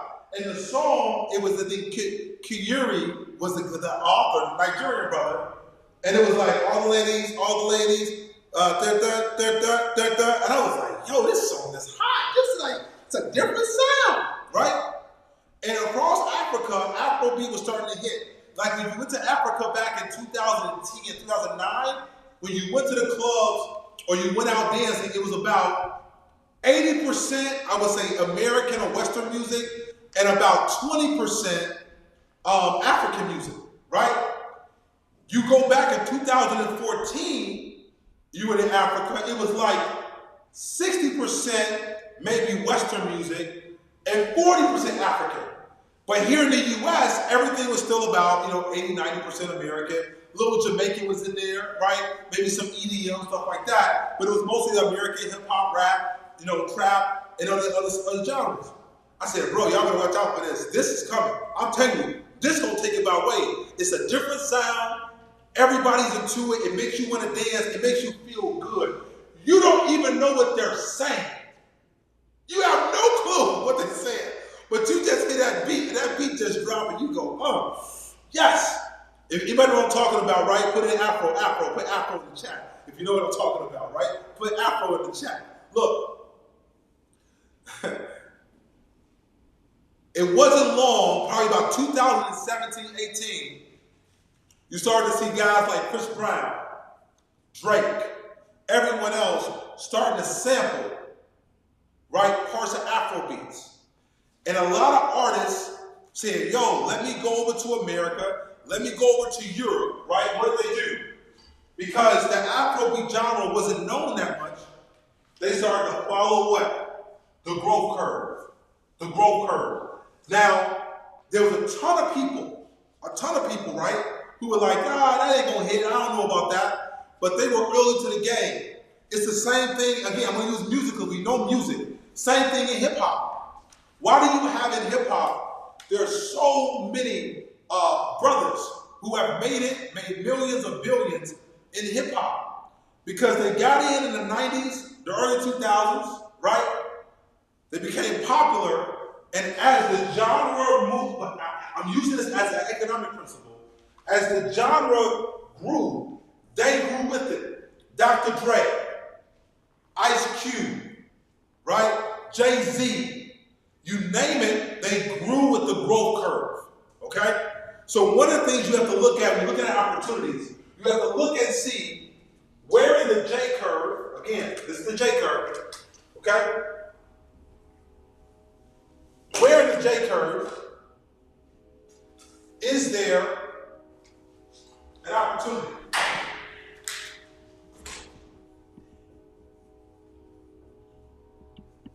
Now, let's talk about these other industries. We talk about transportation, security, trade, all that kind of stuff, right? Okay? These industries, many of these industries have already gone through their growth curve, right? But what has happened to them? Sometimes industries get older and a bunch of people leave that industry at once. So for instance, I'm gonna take trucking, okay? A lot of people that got into trucking during the 1950s, 60s, right, as development, infrastructure was building, we started to move more product across the world. Those people are retiring.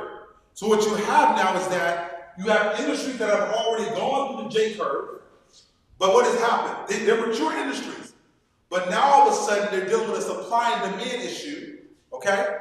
And so now the demand is still there, but the supply is not there. Make sense? Demand is there, but supply is not there. This is why, look, you got to purchase VIP, right? If you like what you hear, you got to get to VIP because we get into a lot of these nuances. Remember, if I can teach you how to think, the brother from Jamaica said, man, how do I change my mindset? How do I get it? If I can teach you how to think, not only will you never be broke again another day in your life, you will always be able to make money because you will always be able to see opportunity that other people don't see. You'll be able to move when other people can't move.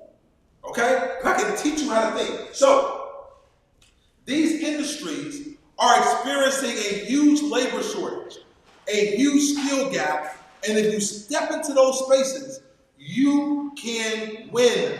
You can win tremendously. We'll get into that more tomorrow about how to step in and how to win in these spaces. We're going to talk about that. How to step in, how to win in these spaces. All right? So, investment, growth, and then maturity. Okay? All right? So, in the J curve, understand this, right? Give you a little precursor. When you're looking for investment or loans, whatever the case is, okay? You have to understand who invests at whatever times in the J curve, right? Usually the investment space, these are usually angel investors. Okay? Family and friends, angel investors. Okay? People who are willing to lose money and not get a return. Lose money and not get a return. These are angel folks. In the growth stage, this is where you get into people who are more venture, right? These are venture capital folks. Okay? Right? They are looking for returns and growth. Okay?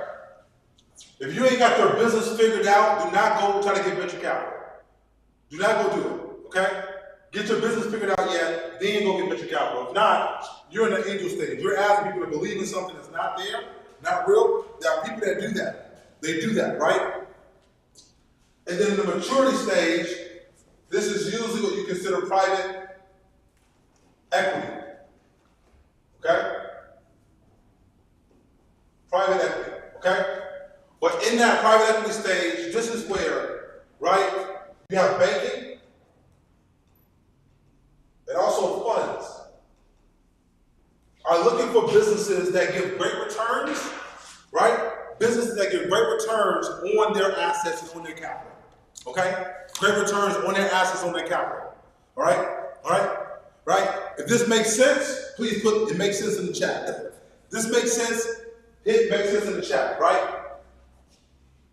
Understanding the J curve in businesses and how it operates, okay, is important for your education so that you are able to make decisions as you're looking at, right, the decision making. Remember I said earlier, the best part of education is what? Is your ability to critically think and also make decisions. That is your biggest thing. Decisions and critically think about industries, about wealth, okay? Especially about wealth accumulation. Look, again, another piece of accumulation is this.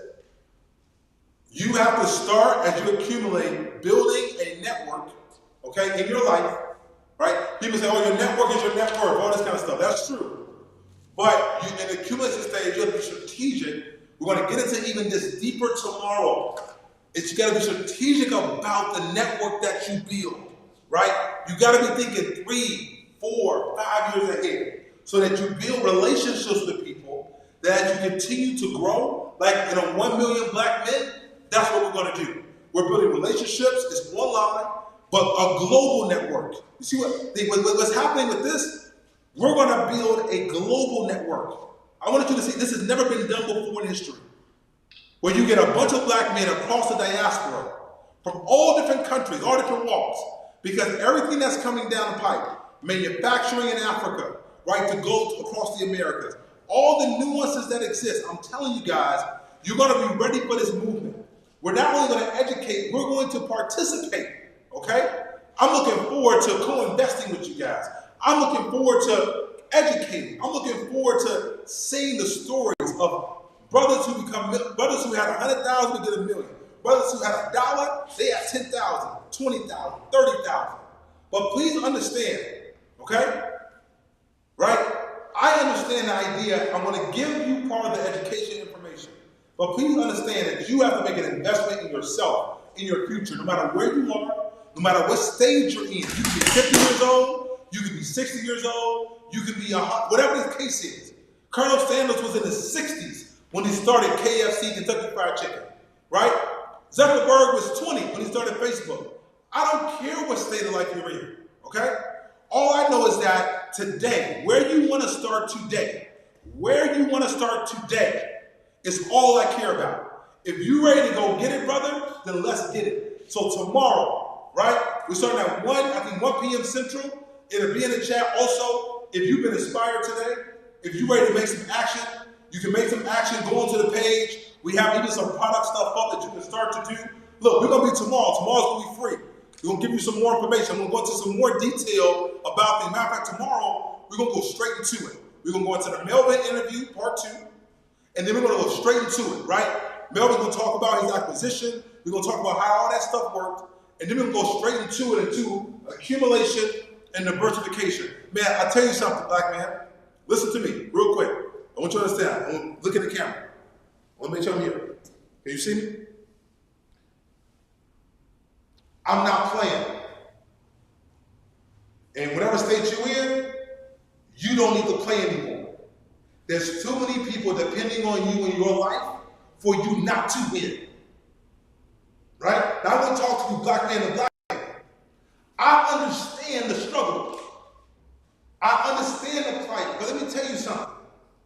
The struggle does not matter if you do not learn to win. Right? We can talk about the struggle all day, but guess what people care about? When you win, you get the story. And your story has not been told yet. Why? Because you haven't done what it takes to win at the level of your potential. I'm not talking about somebody's potential. I'm talking about winning at your potential. Right? Ain't about nobody else but you. Okay? Your family has to be proud of you and what you did to build their future. What you did to build your legacy. What you did. That's what this is about. So I'm stepping onto the scene, right? I want to be quiet. I'm not going to be quiet no more. Because it's time that we learn the game and we start to win. Right? My receipts are real. I can't talk about nobody else. Right? But what I will tell you is that across the world, this is an opportune time for black men to win. We're going through so many shifts in technology, in industries. Everything is shifting and moving. You see all the price. Oh my God, what's happening to the dollar? Look at bricks. What's happening? No, this is all great. This is great for you, right? Because around the world, they know your story. They understand. When you come to the table, you're hungry. So let's make sure that we have an attitude of winning. We're going to make it happen.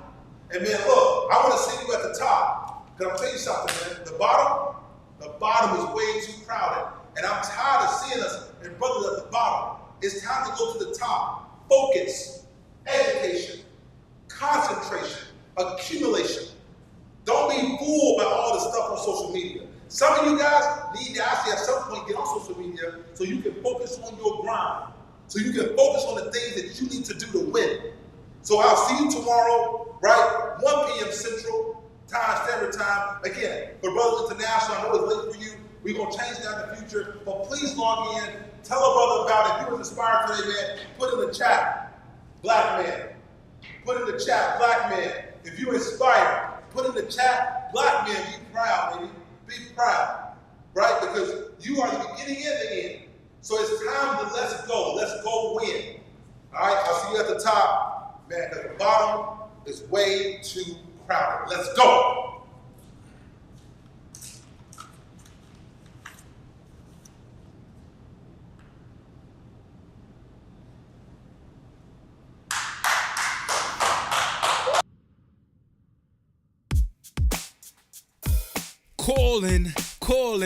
Calling all black men. This is a call to action. This is a call to action, an action call. Calling all black men. This is a call to action. This is a call to action, an action call for 1 million black men. I am Kwesi to put you on a call path to win. This is not a Zoom call or a call on Facebook Live. Though we are virtual, we are live. Not a call on TikTok like MLB black men, we are on the clock. Not a call from Snapchat. Move back my bat. We are on first base to Isaac Hayes Jr. fan base. We have an eye line on third base. Grand Slam, not a call from Instagram, as we don't need validation with blue checks. We are the true checks. We do checks. We write checks. We are the right checks. We do family checks. We check in on our sons and our daughters. We are black men who walks on waters because our children like to FaceTime. We are black men who FaceTime. Let's FaceTime. This is still not a call from an Android or an iPhone. It is extraterrestrial to phone home. I know sometimes black men, we have to travel around the world to be appreciated at home. But you are not alone. You are in the each one, teach one green zone, where the elusive weapon is the truth. We are the black truth. We are Paul Pierce, the truth. We are the loot. We are 1 million black men strong. We will get along as we landline. We walk across their blue and red line. Now this call is from a landline with rotary numbers and a coiled cord. We are 1 million black men on one accord. This cord and phone transmits a dial tone, whether a local call or a call of long distance. Regardless of the distance, it connected us. Social media unconnected us. Our homes need us. They soul feed us. And not just food that give us niggas-itis. I write this, our homes bleed, sweat, tears for us. Black men, it is up to us. It is on us, not to just procure the bag. Buddha bless one, share it with me. Get the info under your afro, bro. And establishing sovereignty to be a one united bank for economic just us. Black men, we must set up a family trust to an estate, because right now everything is at stake. Because we can't lead from behind, from your behind to your mind. They are public with their relevance as they use artificial intelligence in this age of information. Elon Musk bought Twitter to gather more of our information. So if I have to be the Starlink, I will break the Starlink for 1 million black men. But I won't condone our culture with misuse of our information.